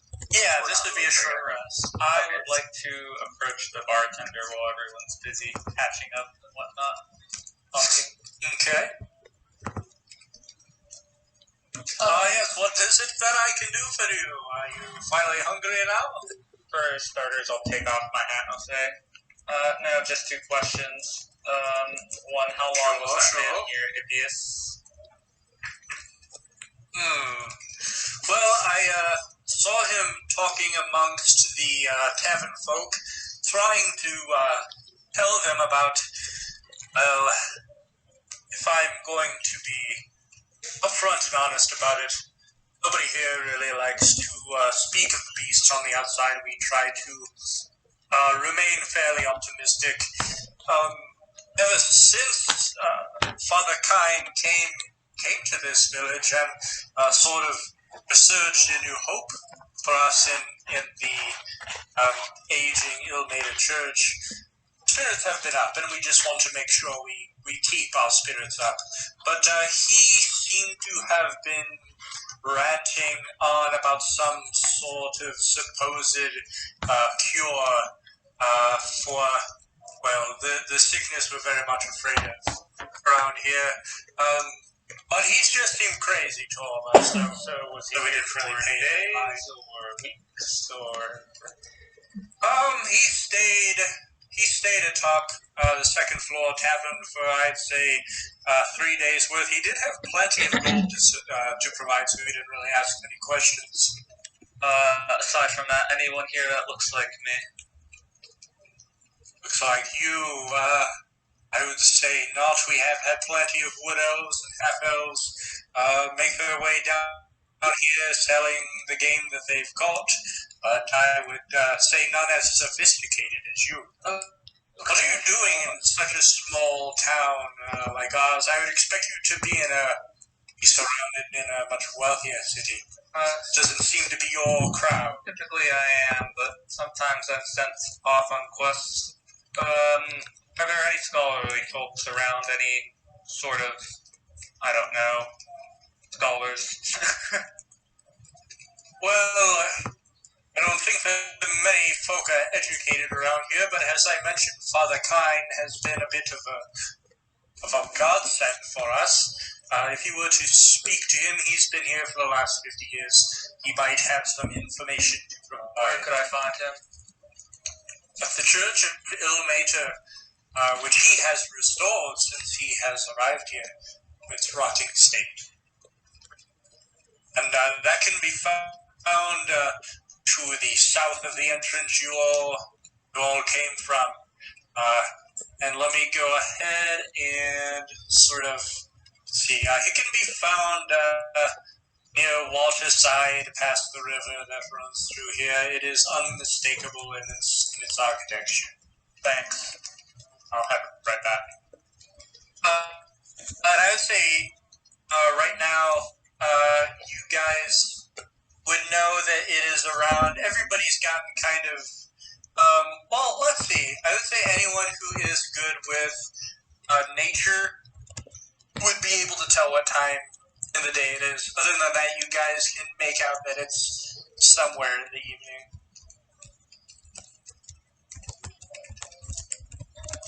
May have to call it a night. Okay. So, Larry has some new information about this Father Kine, who has come here 50 years ago, restored the Church of Elmater, and might have some more information, as he seems to be one of the only scholarly folk around this small village. There's a man we should go see at the church. Father, why are you looking for scholarly folks anyway? What's the nature of your quest? Would you have your item revealed, or would you have it tucked away in your shirt? I think it'll always kind of be hanging around my neck, pretty out there. Okay. There was one thing that you didn't describe about your character, I think. I realized it after I had said my description. I was like, oh. Yeah. What is that you've got hanging around your neck then? Alright, I have a pendant that is a flat gem made of moonstone, and it's decorated in a silver casing and hanging from a necklace with interlocking chains. And moonstone is definitely not a gem that you see nearly anywhere, that's for sure. So that's definitely interesting. But Larian mentioned that he wants to go visit this Father Kine. And what was the question Durnan asked?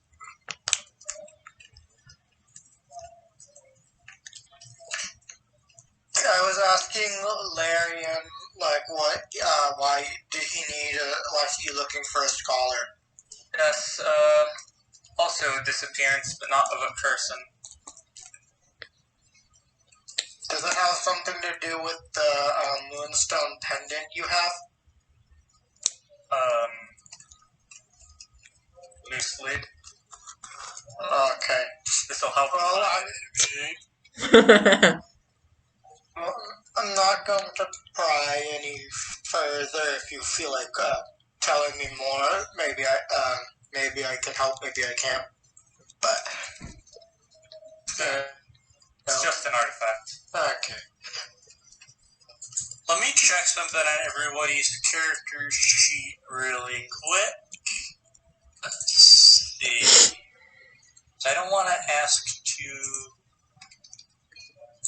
let's see what we've got. So, notably, Alice...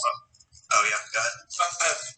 I just want to keep my eyes on, because I assume I can recognize them as what they are. I'm trying to keep my eyes on the two hunters in the corner, if they make any moves. Yeah, same. Oh, they're staring at you guys, that's for sure. But they're not I'll meet their doing gaze. anything. Just stare straight into their soul. They once again reveal toothy, rotted grins and slowly nod to you. Can I God. roll some sort of insight check to see if Pierce would be able to discern that there's some sort of bad blood between them? Sure. Oh. Nice. Not at all. Yeah, that's not going to be a... Severely, your head doesn't explode from rolling a negative, or rolling a 1. But yeah, you can't discern anything. They're just scary guys. I would say with a 1, you are a bit unsettled and spooked by them. A chill running up your already cold metal spine. But Pierce and Alice, you two, with your high perception, hear whispering coming from these two who are sitting directly next to you. You hear them sort of describe you to each other, and the woman asks the man here. They're both in their, I would say, early 30s. Wearing simple clothing. The male has hide clothing on. He looks as if he is, in fact, a hunter. He's just got deer or elk hide on his back over his stitched together clothing. And the woman asks him in a very whispered voice, "These new folk here, how do we know they're not infected? Why would the god allow them in here in these dangerous times?" And the male would say, "Well, I'll try to speak to the gods myself to keep an eye on them. There's no telling what they could do, especially with those beast folk among them." Alice will turn and say, "Oh, hello there, can I help you with something?" The woman would look shocked and embarrassed and look to you, just sort of peer her eyes to you, and quickly turn her face back to the man that's sitting across from her. He'll look at you, Alice, and say, "You, folk, where do you come from?" Oh, I've been around. I come just out of Barkhamsted. How do I know you're not infected if you're so worried about me? I think you best be minding your own business. I'm a human, and I show no signs. But it is harder to see beast folk than to see if they reveal those signs.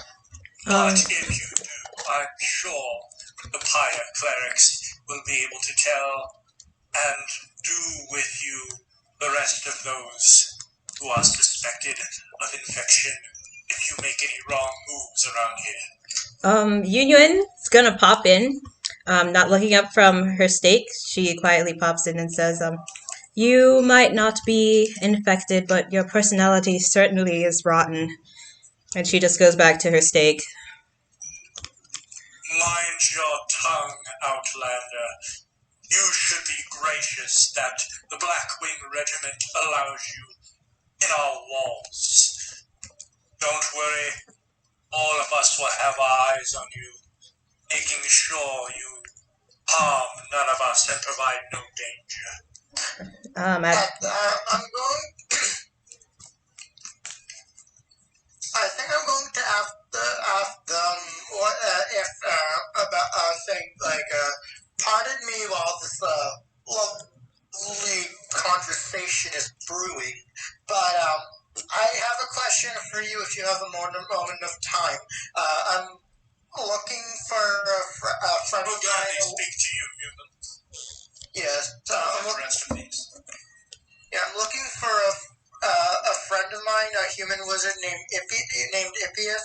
he was here on some sort of quest. I was told that he was in this tavern often. I was wondering if you had by chance come across him and know what he was planning and what what he was doing and what he was talking about here. That's just funny as fuck. Look. Oh my god. All camp, aerial wolf font. Just so you know, Best way to diffuse a tense situation is to completely change the subject. Just put yourself out there. Just be honest. But he would say, oh yes, that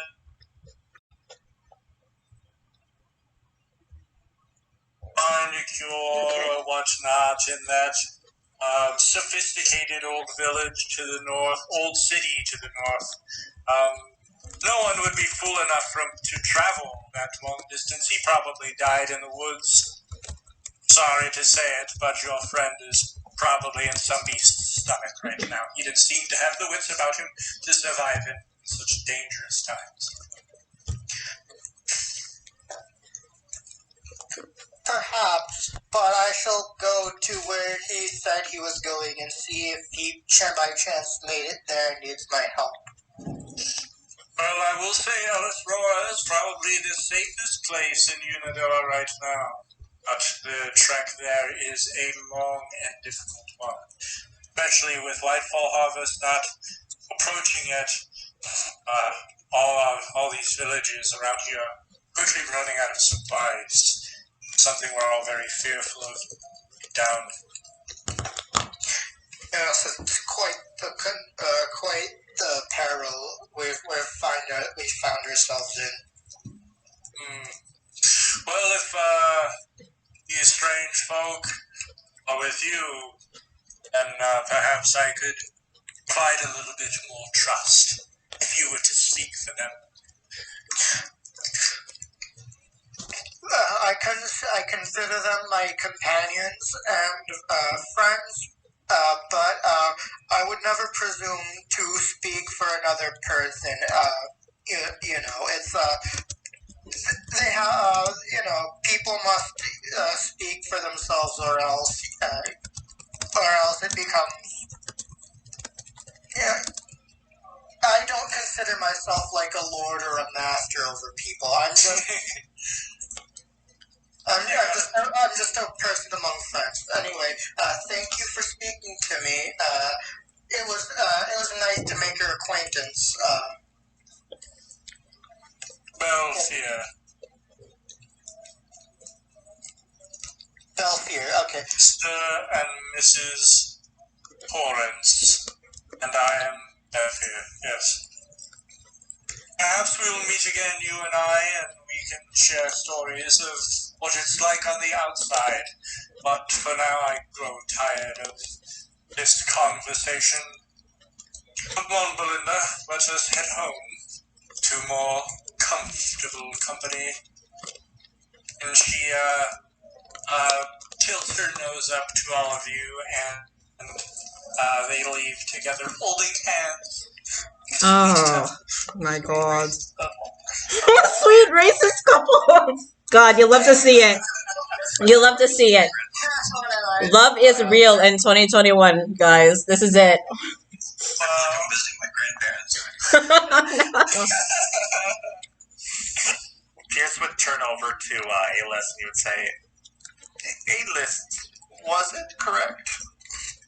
Alice, yeah. Alice, correct, thank you. Perhaps next time it is better to just allow the common folk their words and not intervene. We don't need to confront everyone. It is our burden to bear, as some would say. No, I don't think it is, but if you wish me not to cause a stir while in your presence, I'll avoid it. Yes, I'm trying to avoid being the spotlight while I'm on my mission. I'll avoid getting you all involved then, but you cannot say I'll hold my tongue when they're right next to me, insulting me and my acquaintances. I do not wish to choose to tell you how folk here in Crochet specifically a little leeway. They're set in their ways and slow to adapt. Well, maybe I'll be able to speed them up, but I'll certainly hold my tongue while in your presence. I wouldn't want to cause any of you misfortune. At this point, a lot of the villagers are beginning to head out. The noise in the tavern beginning to die down. And we can see one of these bar maidens sort of starting to flip over tables and clean them, as it looks like for this tavern is getting a little too late for them to feel comfortable milling about. Sure. These hunters remain. Oh no. Perhaps we should make our way out of here. Yeah. It's getting late. Yeah. Do we all have a place to rest for the night? Haha. There is, as Ogthorn described, there is a second story to the tavern. Perhaps there are some rooms available. Yeah, I'll go ahead and approach the front desk. Before I do, I'll turn to everyone and say, well, if you're looking for a room to stay the night, I think this place might have some. I'm gonna go ahead up and ask if you want to be tasked for you all as well. I could use a place to stay, but if one of you would just allow me in your room, I don't take up much space, and I do function as a quite useful sentry. Yeah, we can share rooms, I guess.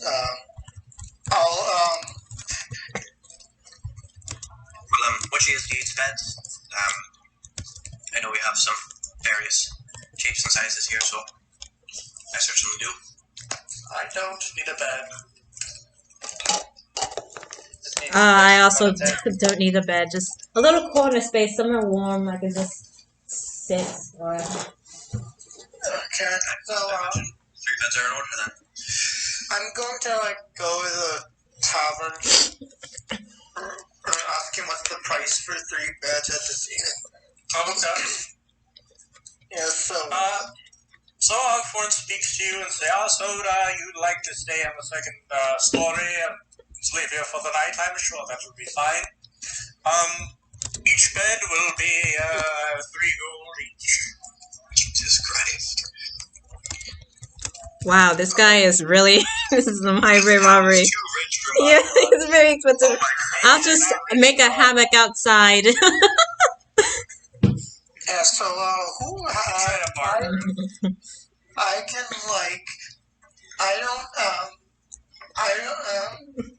I could sleep in the bathtub. put the price down a little bit. I don't have that much cash on me, but I could pay 6 gold for 3 beds if that would work for you. I could assist with cleanup. If anything, I do have multiple hands. I could assist and pay off some of the fare. I tell you what, there's an old woman that's near close to me, near the town square. She just lost her son to a hunt. If you were to do me a favor, you seem like kind, capable folks. Speak to her, see if there's anything you can do for her. I'll ask you tomorrow if you were able to assist. Well, I'm assuming you're going to go to bed tonight, so I guess I'll ask her tomorrow evening if you were able to assist her, and if you were, then I will waive the fee. But if not, the price will remain the same. So, to clarify, for tonight, no price. If we help her tomorrow, waive the fee, but then if we don't help her, we'll have to pay you for tonight. That's correct. I'm sure if you decide not to pay up, our gods would be more than happy to persuade you. I'm good for my word. I'll help her tomorrow. All right. And just so you know, her name is Virgo, and you will find her pretty dilapidated hut, as now her son cannot help her repair it. How do you spell her name? I'm putting this in my notes for the session. Excuse me, Wurgo. Okay. W-U-R-G-O. So many W for Wumpo. Alright, so, yeah, that's his deal. Your fee for that will be waived if you're able to help this poor old woman who lost her son to the hunt. See if you can help her out in any way. Come morning. So is that 3 rooms or 2 rooms a bed or? There are 2 open, wider rooms for you to share. Each has 4 beds. You can choose whatever you wish. Okay. Oh, we need I don't think we need that many beds. Thank you for your. Right, well, pick your choice of the 2, then the doors will be open. Alright, thank you. Have a good night, sir. You as well. Stay safe, and may ill-nature be with you. And I'll head back to the table and let them know what just transpired. 3 gold pieces for a room? My day it was a silver. Union doesn't really interact. She doesn't really interact with people, so she's just looking around like, is that expensive? I don't. Is 3 gold pieces? She's looking in her pouch. She's like, I could pay for it if that's needed. I don't. Well, we struck a bit of a deal, and she points over to. Sorry, who walked up with me? Me, So, I was there with you. Dernan. Okay, Dernan and I, because I think you introduced yourself, Dernan and I struck a bit of a deal. And when tomorrow comes, we help a woman in town with something. We'll get free stay for a little while. But so for now, I'm not sure he specified. I think he just told us about where she lived. She recently lost a son. Perhaps we could be of assistance tonight. I don't know. She's a woman. Yeah, she might, like, though. Pretty sure whatever you guys want to do. Definitely not forcing you guys to sleep for the night. Well, I imagine she's an old woman and might, it's getting sort of late. I wouldn't want to interrupt her sleep, but if you want to go now, I'm up for it. I think I'd rather go. Personally, I'd rather go in the morning. Seeing as it, I'd have a better chance for a better first impression. During the day. It's pretty dark right now. Yes, I don't want to startle her. You know. Yeah, considering the reactions of the people that we just saw, we wouldn't want to sneak up on our home in the night time with a Fearbog and a reckoning and a man of metal. Yeah. And I think it'd be best if during the day if me and Larian's a human, right? No, he's a high elf. Yeah, right. Now I remember. He's a high elf. If me and Larian were the ones who approached her first. Yes. Yeah, it seems like, the people in this town that you've interacted with seem to have no problem with Pierce Larian. Seems elves are as accepted as humans are in this village, at least. And you, of course, are made of metal, so this talk of infection, they don't seem to be bothered. Alright, we can go ahead and head up to the second floor of the tavern. Let me go ahead and bring your tokens up here. Thought I already had them in there, but I guess not.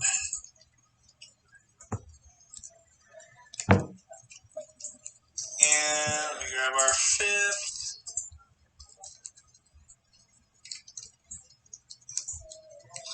Alright. Sorry that there's like an overlay of 2 graphs on top of each other. I wish I could find maps that don't have graphs in them already, but You can actually resize the size of the grid with Roll20. Yeah. Oh wait, you can resize the actual grid itself? Yep. Yeah. Yeah, you can resize I it. had no clue. Okay, I'll have to do it now. It takes a little Holy shit. doing, Yeah. but you can. Oh, dope. Alright, so we do hear, whispering and the creaking of floorboards, and walking around. Can And a I couple of overhear these- what the whispers are saying? It does sound like just casual conversation, but if there was a specific room you wanted to sort of put your ear up to, you can.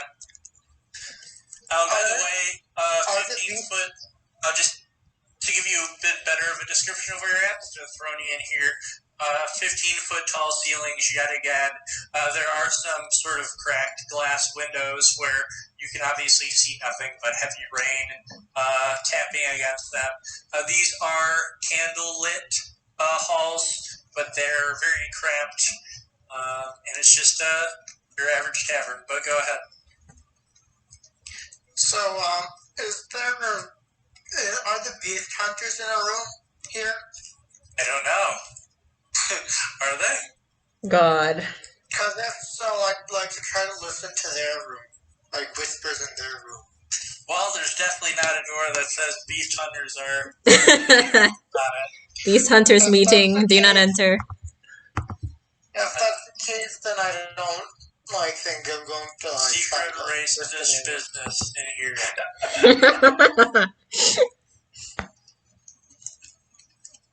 Great guy. Right. Non-racist allowed. I like that it's not like no non-humans and elves around. They really want to hang out with you.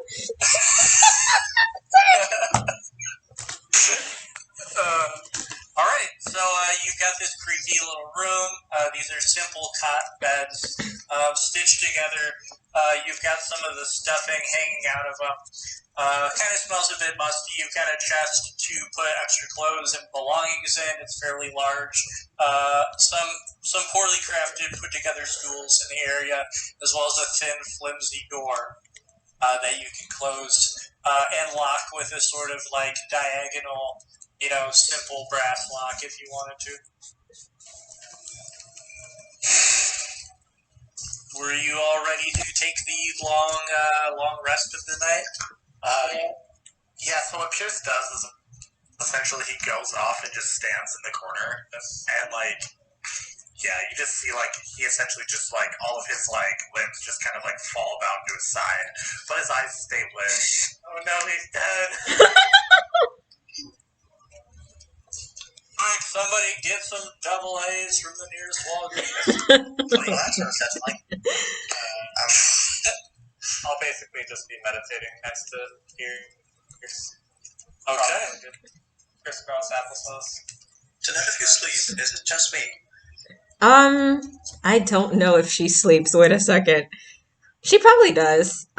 Yeah, she'll crawl up on the bed a little uncomfortable, trying to bend her multiple legs under her, and she kind of just leans back and closes her eyes. I wish there was a gift for it so badly. Have you guys seen Muppets Christmas Story? Yes, multiple times. I watch it every year. I've never watched it. There's it's I don't know what era of Europe it is. It's not Renaissance. It might have been Victorian era. This sort of, Christmas theme. Yeah, So, it's industrial. Yeah, it's early 1800s or something like that. Yeah. But there's this big ass spider Muppet who's got a top hat on, and he's holding some sheets in an alleyway. He goes, "Boy, these sheets are still warm." I really wish there was a gift for that guy that I could use right now. But Have you guys seen the Tumblr post on how centaurs sleep? oh no, I'll have to look don't it up. want to. It's not weird. Is it It's uncomfortable? I don't know if I feel like I've seen it before, but I probably erased it as I usually do when it comes to Tumblr. I'll have to send it after. I'll have to send it after the session. Just give ideas about how Union sleeps. Okay. Yeah, but no, I lay in the bed like a normal person. Okay. Let's see. Alright, so we close the door. We have our long rest. I don't think anyone needs to, regain hit points or... Yeah! Thank you! Oh, thank God. I love that guy so fucking much. He's like the leader of the fucking Christmas Carol black market. They just steal belongings of dead people. It's the greatest. Oh my God. Like, sell them. I mean, they're not going to need it anymore, so I guess. It's pretty fucking awesome. He's a really cool guy. Really good Bloodborne boss, that's for sure. So we go ahead and... we go ahead and take our long sleeps for the night. Those of you who are meditating. A couple hours into our sleep, hearing just the heavy, unending rain pitter-patter against our windows, seeing only the silhouette of homes on the other side and the rolling black clouds above with thunder just booming nonstop very frequently inside of them. Who is it that is awake? I am. Okay. 4 hours of rest for me, so probably. Okay. I would say about 2 or 3 hours have passed by. For those of you awake, I guess it would be Pierce, you hear the creaking of floorboards by the door. It sounds like a set of 3 feet, or 3 sets of feet going from left to right here. You hear the creaking of a door open from this side, not sure which one. As 3 sets of feet pass by, we can hear the clanging of chainmail on them as they murmur to one another and head downstairs. Were we gonna just, whoever was awake, just sort of let them pass by? I can see no real reason why we'd wanna, Yeah.